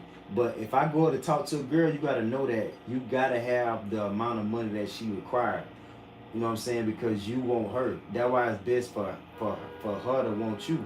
But 9 times out of 10 don't usually work like that. If she needs something paid, and if I got it at the time, I help her. If she needs some help, if she really needs some help, you know what I'm saying, you would help her. Because I feel like the man should help the woman. But you ain't finna over, you ain't finna take advantage, you ain't finna scam her. You ain't finna shit. I know the game. You ain't finna do that.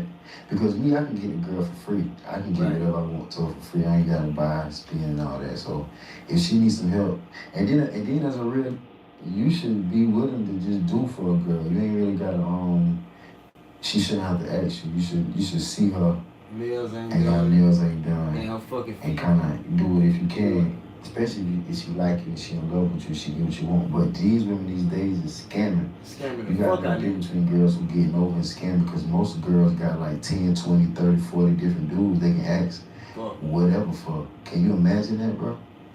I done heard girls say on a video that they ain't bought groceries in 2 years. They just go on dates every single day with guys.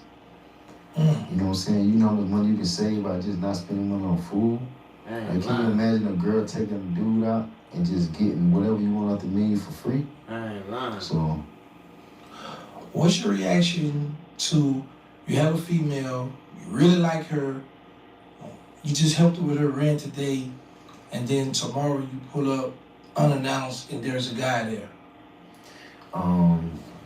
see, you gotta know that. You gotta know the game that that wouldn't happen to me. Me paying your rent, you gotta be mine. And a girl won't play with me like that. But if she was to play with me like that, you can't get mad, because that's the game. Yeah. You can't get mad. Yeah. Because girls ain't shit. Girls ain't shit. You gotta let a girl prove to you that she worth a fuck. Thank you. That's the main thing. I'm spitting game on this motherfucker, boy. You gotta let a girl prove to you that she worth a fuck. You gotta let a girl prove to you that she worth your time, that she ain't a hoe. I had them girls working and like a motherfucker trying to prove to me that they worth something. And then I learned over time, sometimes it take years to find out the bitch ain't shit. But I'm the type of nigga, I got 10 years to wait. Because if we gonna be together for 100 years, 50 years to 100, you can't be loyal to me for 5, 10 years? Nah, bro. So you will learn quick that a girl ain't gonna wait that long. And then for you guys that's paying a girl bills, do you know how much pressure you taking off a woman by paying her bills? That's some shit that you do for your wife. Now, if you fucking the shit out of a girl and she yours, you can pay her bills, but don't be just paying no girl bills. You supposed to pay your mama bills. You supposed to pay your grandma bills. You supposed to pay your baby mama's bills. If you got kids, you definitely supposed to pay your motherfucking, the woman of your child bills.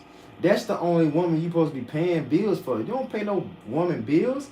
Like what? Unless she can't afford, unless her ass in school making minimum wage and she trying.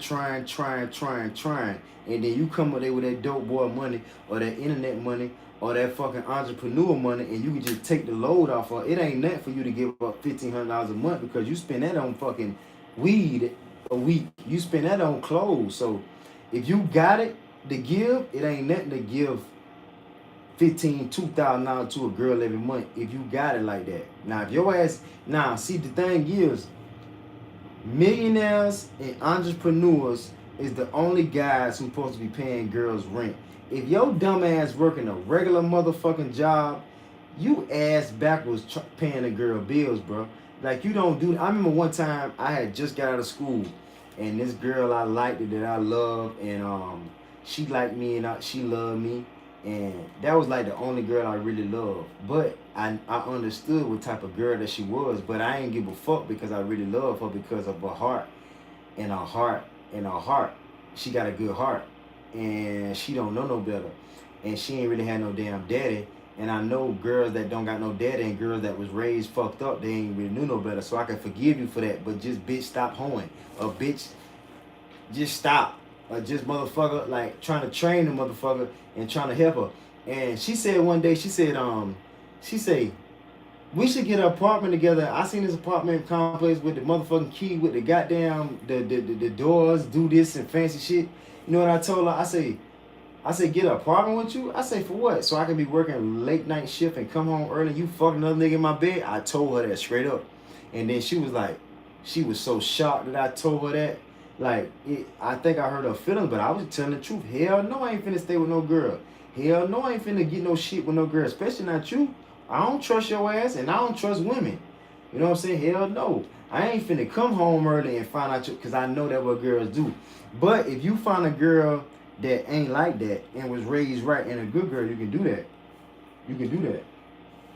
But you gotta know in the back of your mind, our girls ain't shit. They gonna do like that. Yeah. And just don't pay her rent no more.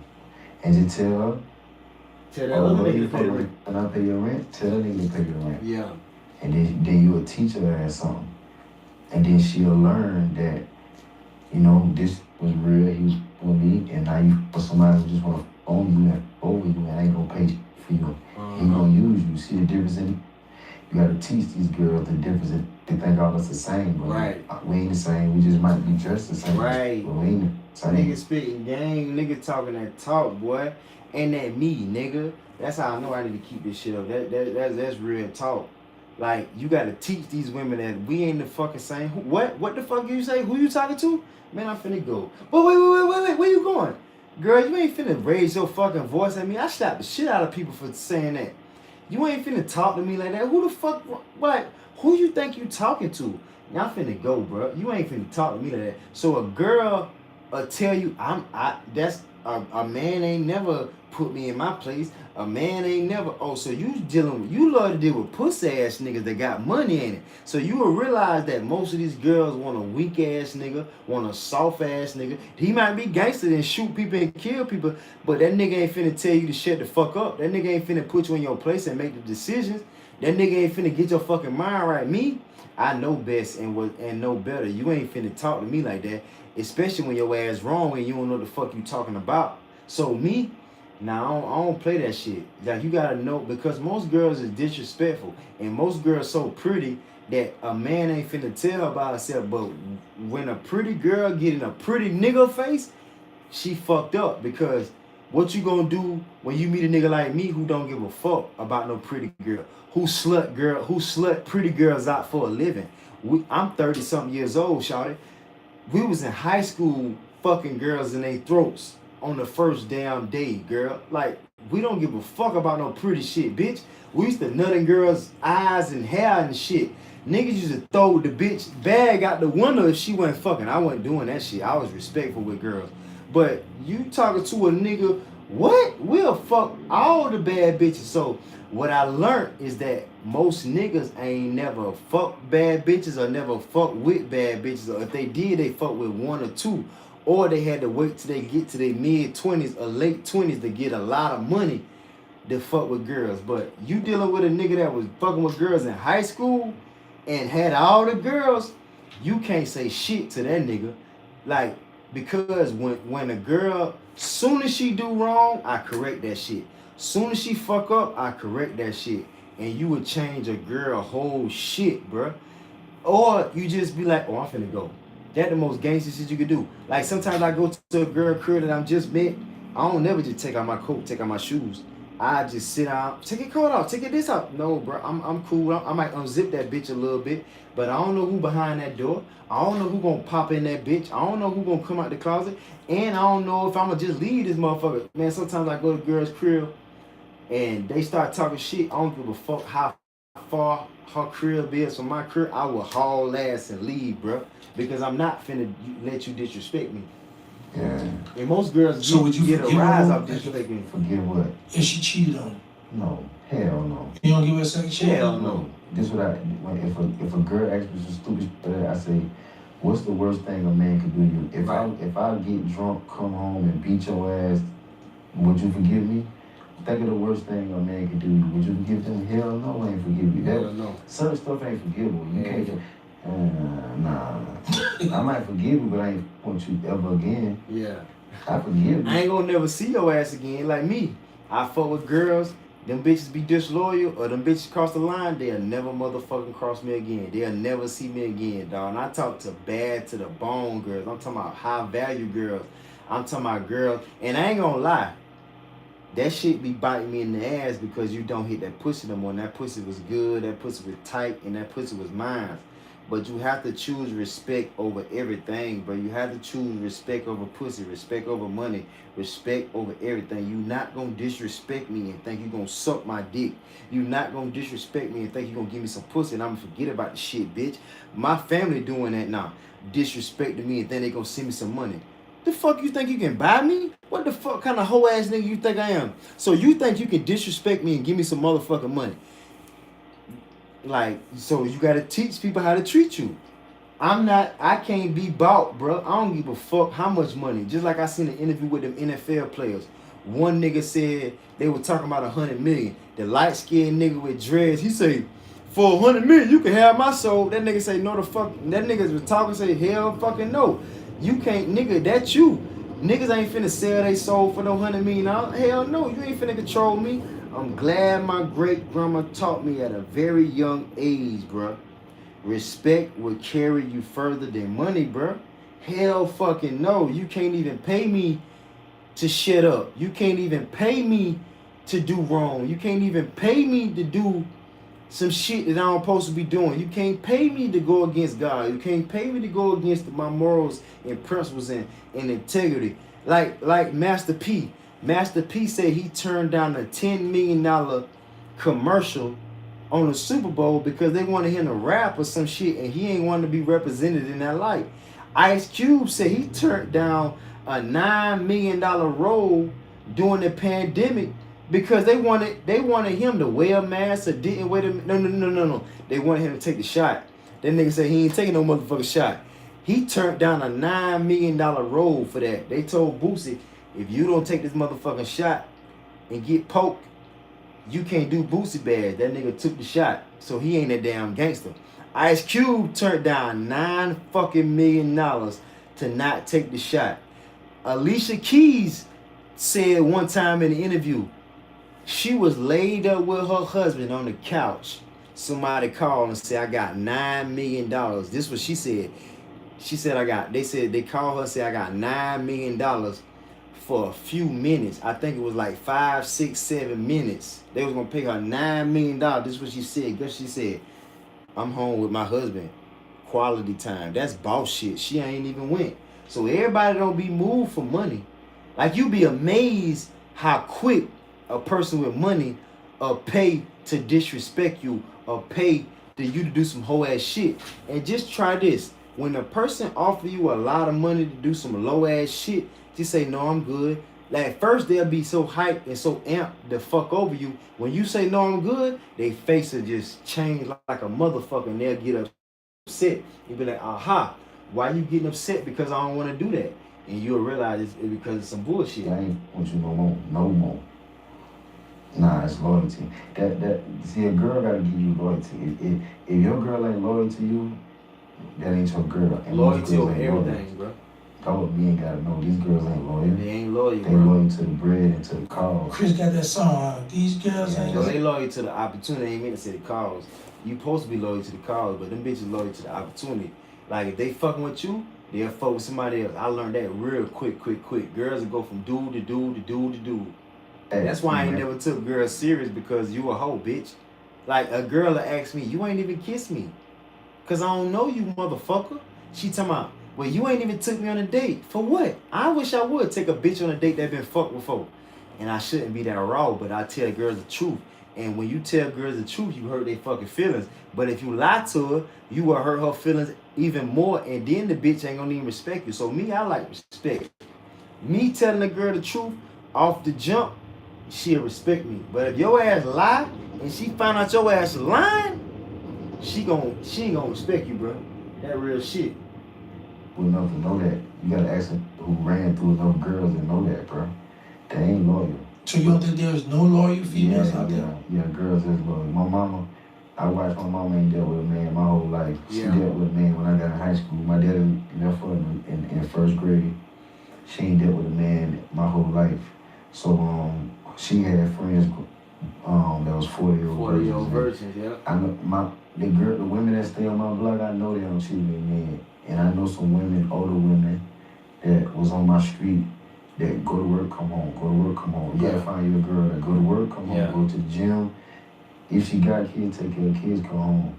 If she got too much time on hand, she gonna do the wrong thing with the wrong guy. That's a fact. If a girl got too much time on her hands, she gonna do the wrong thing with the wrong person. So it's best to find a girl that got a damn job, because she gonna be loyal to her job. But you gotta find a girl that got a job with working with only women. You gotta find a girl that got a woman job. If you got a job and she working with niggas, the niggas fucking that bitch. Cause I always had a job where I was fucking the whole job. You supposed to fuck the shit out of everybody that's around you, and then that's when you realize that relationships is fake. Because I fuck this bitch every day. We learned that in high school, that these bitches ain't loyal, because we skipping school fucking girls all day long. This bitch taking dick for 5 hours straight, and she gonna suck the dick on the way back to school to drop her ass off. And next thing you know, that bitch got a boyfriend. I ain't even knew that. So I said, oh my Lord, that bitch been sucking dick the whole damn time, and that nigga and she talked to a nigga. So I said, damn, bro, I wonder why girls have boyfriends and they be fucking on niggas like me. So I learned that girls have different niggas for different things. So as a man, I always want to be her little dildo. I always want to be her little rose. I always want to be the nigga that she fucking and sucking. I don't give a damn about no baby daddy title. I don't give a damn about no husband shit. I don't give a damn about no boyfriend shit, because I can slut her ass out every day. If I call your girl right now, she'll come quick like Craig's in trouble. Man, I used to be in high school, bro. And I said, let me test and see if I'm really the man, if I got really power. So we dropped the girl. We was so slick, bro.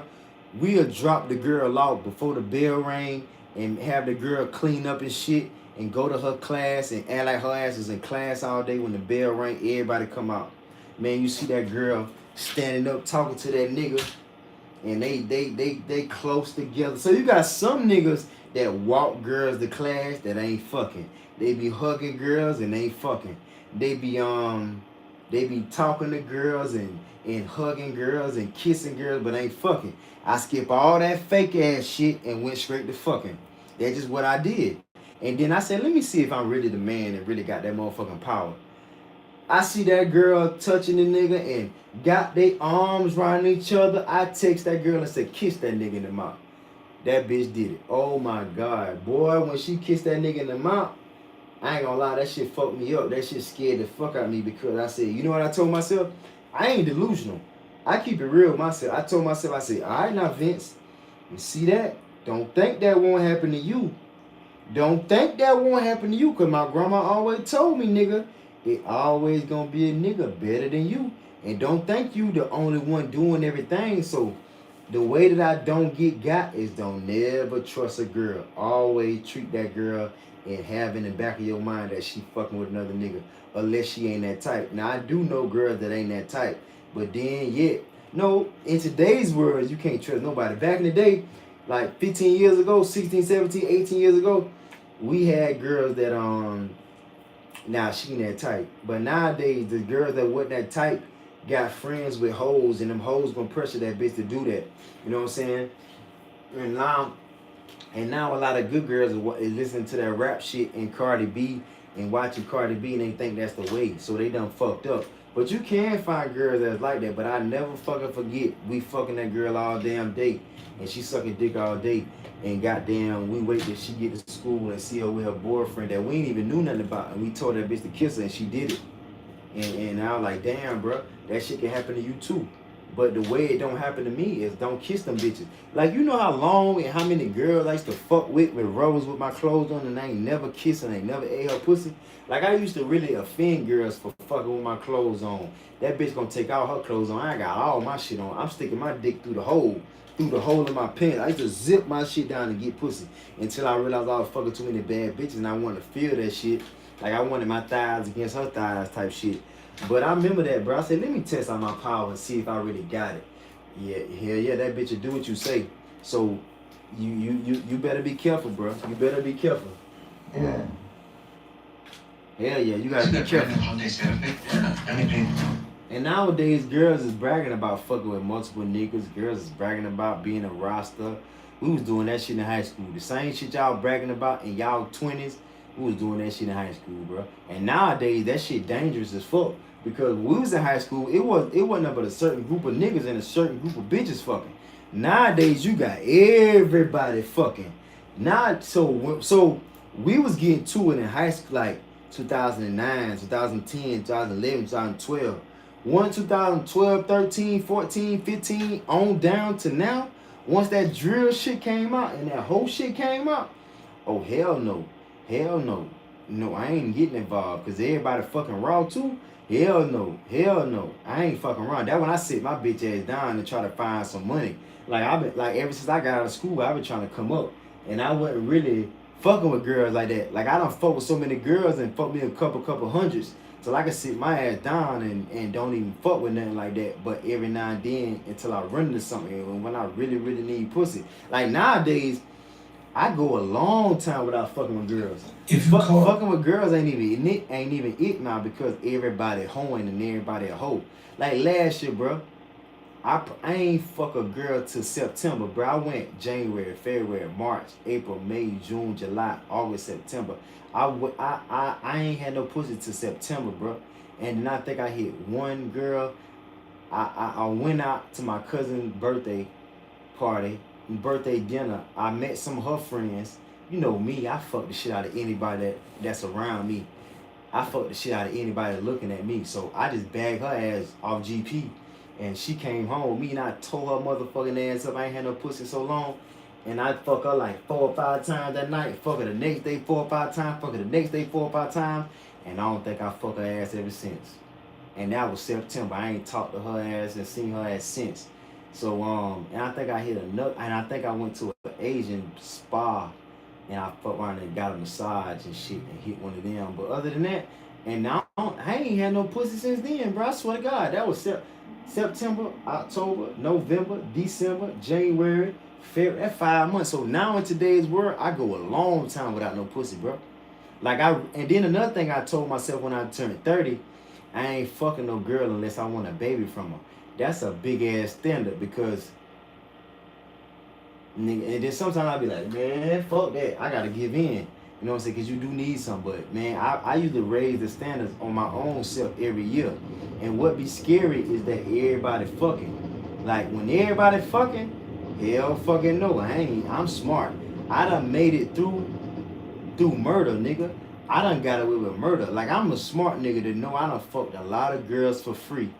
And I ain't did shit for them. And I ain't got no disease or no baby, man, I'm finna sit my motherfucking ass down. I'm smart to know, nigga, you got away with murder. You better sit your bitch ass down. Cause ain't nothing like fucking a dog shit out of a girl every damn day, fucking her raw, and then you stop fucking her and you don't hear back from her for 6 months, and you find out that bitch pregnant. And then you find out 2 years later they ain't even together. She'll be like, damn, I dodged a bullet.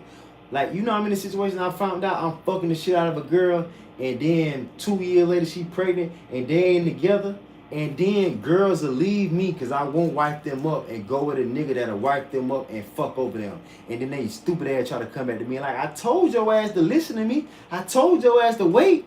Now you struggling like a motherfucker. A single parent with 2, 3 kids or with 1 child. I told you to wait. Motherfuckers don't want to listen. So as a real nigga in the game, bro, you will learn girls don't want to listen. Like growing up, I always try to teach girls the game and show girls the game instead of running game on them. But a lot of girls don't listen. And when they dumbass don't listen, they get fucked the fuck over. Every One of your fucking friends, time. girl, with another guy, would you let him know? If I call, One of your best friends, girlfriend cheating. yeah, I'm gonna let him. Hey, I think I did good on this motherfucking interview, bro. This look like a real motherfucking nigga, bro. Cause you ain't finna get over my mans. Hell Right. yeah, I done did that before. What happened? What you did? Bro, I see a girl with buddy. Fuck that. She don't see me. But then again, she did something. And then when I told her, she was like, yeah, I know. The girl was like, yeah, I know he was gonna tell you. All right, I'm gonna tell him. I ain't wanna f you. Nah, I might want that. You might say, shit. Yeah. Hey, you know, yeah. You know what I'm saying? I ain't gonna say that. You know what I'm saying? You know what I'm saying? I ain't gonna say nothing. But nah, I don't wanna fuck with you, sorry. Nah, I know him before I know you. Right. Nah, you gonna get on my man like that, cause I know you were telling me, but it ain't even about that. I'm gonna tell my boy. Hell yeah. So the thing is that if a nigga wanna fuck your bitch, he ain't gonna even tell. He gonna be like, he gonna make a deal with her. He might blackmail her. I think that's what the word is, and be like, you better give me some pussy and suck my dick, or I won't tell. See, I'ma tell because hell no, we friends, bitch. You ain't finna get over on my motherfucking nigga. You fucking with a motherfucking. You fucking with a goddamn player and you fucking over my man. My man a good nigga? Hell no, bitch. You ain't finna do that. You ain't even got enough respect. Nah, hell no. Okay. So what all social media you have? So if somebody wanna contact you? Yeah, Gangsta. Shout out keep Gangsta, on nigga. Instagram. No, SuavenyV. 92. And what about your YouTube channel? Yeah, YouTube. SuavenyV. At SuavenyV on YouTube. So are you gonna have Dewberry and OG Sane on the channel? Yeah, but man, I wanna like see how you interviewing me, do Right. that, but you know, then learn, you know, the reverse cycle. Okay. But I feel like I got a little bit of game and a little bit of knowledge that can help the youth about. Mhm. What I regret by the interview, I should say I want to do what Charleston White do, and I want to get on interviews and go on all the platforms that Charleston White did. But the reason I ain't really say that because I was supposed to meet with Charleston White, and I thought I was, but I didn't. Them niggas ain't hold their end of the bargain, which is cool. But what I really meant to say is I should have said I want to be on Antoine Dames because me and Antoine got the same perspective. I want to be on every fucking show that was on Charleston White because we got the same game, but in a different way a little bit. Like we know the same shit a little bit. We got a lot in common. So every fucking podcast Charleston White been on, I want to follow and I want to do what do. And I want me and to be on the same podcast together. I want it to be me and I want to show me the love that he showed the other niggas love. And then they took advantage of I'ma damn be on side forever because remind me of my Uncle Spook and my cousin Carl. And every day, them niggas live in my spirit. My cousin Carl's still alive. My Uncle Spook, he died 2024. So I keep them niggas' spirit with me. And I think about them niggas every day. And I apply the game that I use and learn from them every day. And you know what I'm saying? I just want to damn be on the podcasts with Charleston White and I wanna get interviewed versus having my own podcast. I want to do that too, but I feel like I'm the star and I want people to interview me because I really want to give my response on the relationships and the game on knowing right from wrong and how to save these lives and how to keep these niggas from killing each other. So my thing is try to keep these niggas from killing each other. And keep these niggas failing in fair relationships because I know women and I know the game and I know the game of women and I know the game of life and I know how to say it. I know how to survive and I know how to dress and I know how to keep that shit pimping. Some Most things niggas about forget about keeping that shit staying pimping. alive and See, staying alive. choosing the right girl and knowing the game about women and certain stuff. So I feel like I can help them out with that a little bit. Okay. Yeah. So you got any shout outs you want to give before we get out of here? Shout out to you, you know what I'm saying? Appreciate Okay. you giving that opportunity. Yeah, Gangsta, shout out New Gangsta, girls nigga. be saying, you know what I'm saying, they blessed with the opportunity. You know what I'm saying, made it call, made it happen while I was here. So, yeah, I appreciate that. That's it, you want to shout out on your girlfriend? Nah, I ain't got no girlfriend, bro. You ain't no female friends you want to shout out? Nah, I like meeting new girls. Ain't Yeah, like new meeting girls. New girls. That's how you stay out of trouble and stay not getting got. You gotta meet Yeah. new people. Oh, okay. Meet new Yeah. girls. So, some of your old, your females, they gonna see this, they gonna wonder like, well, you couldn't give me a shout out? Nah, because if they old and I don't talk to them no more, they did something for me not to talk to them. Okay. That's a fact. That's a fact, nigga. If I ain't talking to no girls and the reason why I ain't talking to you because you did something. Either you violated, you disrespected, or you was disloyal. So one thing about me, I could be talking to the finest girls in the world, my best damn dick sucker. I cut her motherfucking ass off if she disrespect me. And I would cut her ass off right now and not talk to her again because you can't disrespect me and think your ass. You ain't that damn cute for you to disrespect me and think I'ma still fuck with you. It don't work like that. Nah, if I had somebody that I was dealing with, I would. What about your homeboys? You got any of your friends you want? My friends.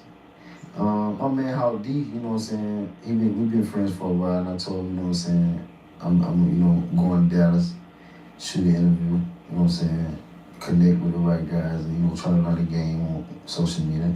Okay. What to do, how to monetize and all that. So you wanna let Hawk D know, okay, Yeah, I did man, that. Yeah. Okay, Hawk D, your boy shot you out. Yeah, Gangsta. I appreciate That's that, all. Gangsta. So you ain't got nobody else you want to shout out? Nah, man, that's it. All right, well, let them know your YouTube channel again so they can check you out, bro. SuavenyV, SuavenyV 92. Yeah, Gangsta, On man. Instagram, Appreciate that, Gangsta, man. Real on talk, Instagram. baby. Okay, y'all. Let's get it, man. Thank you for coming. Like, share, comment. Yeah.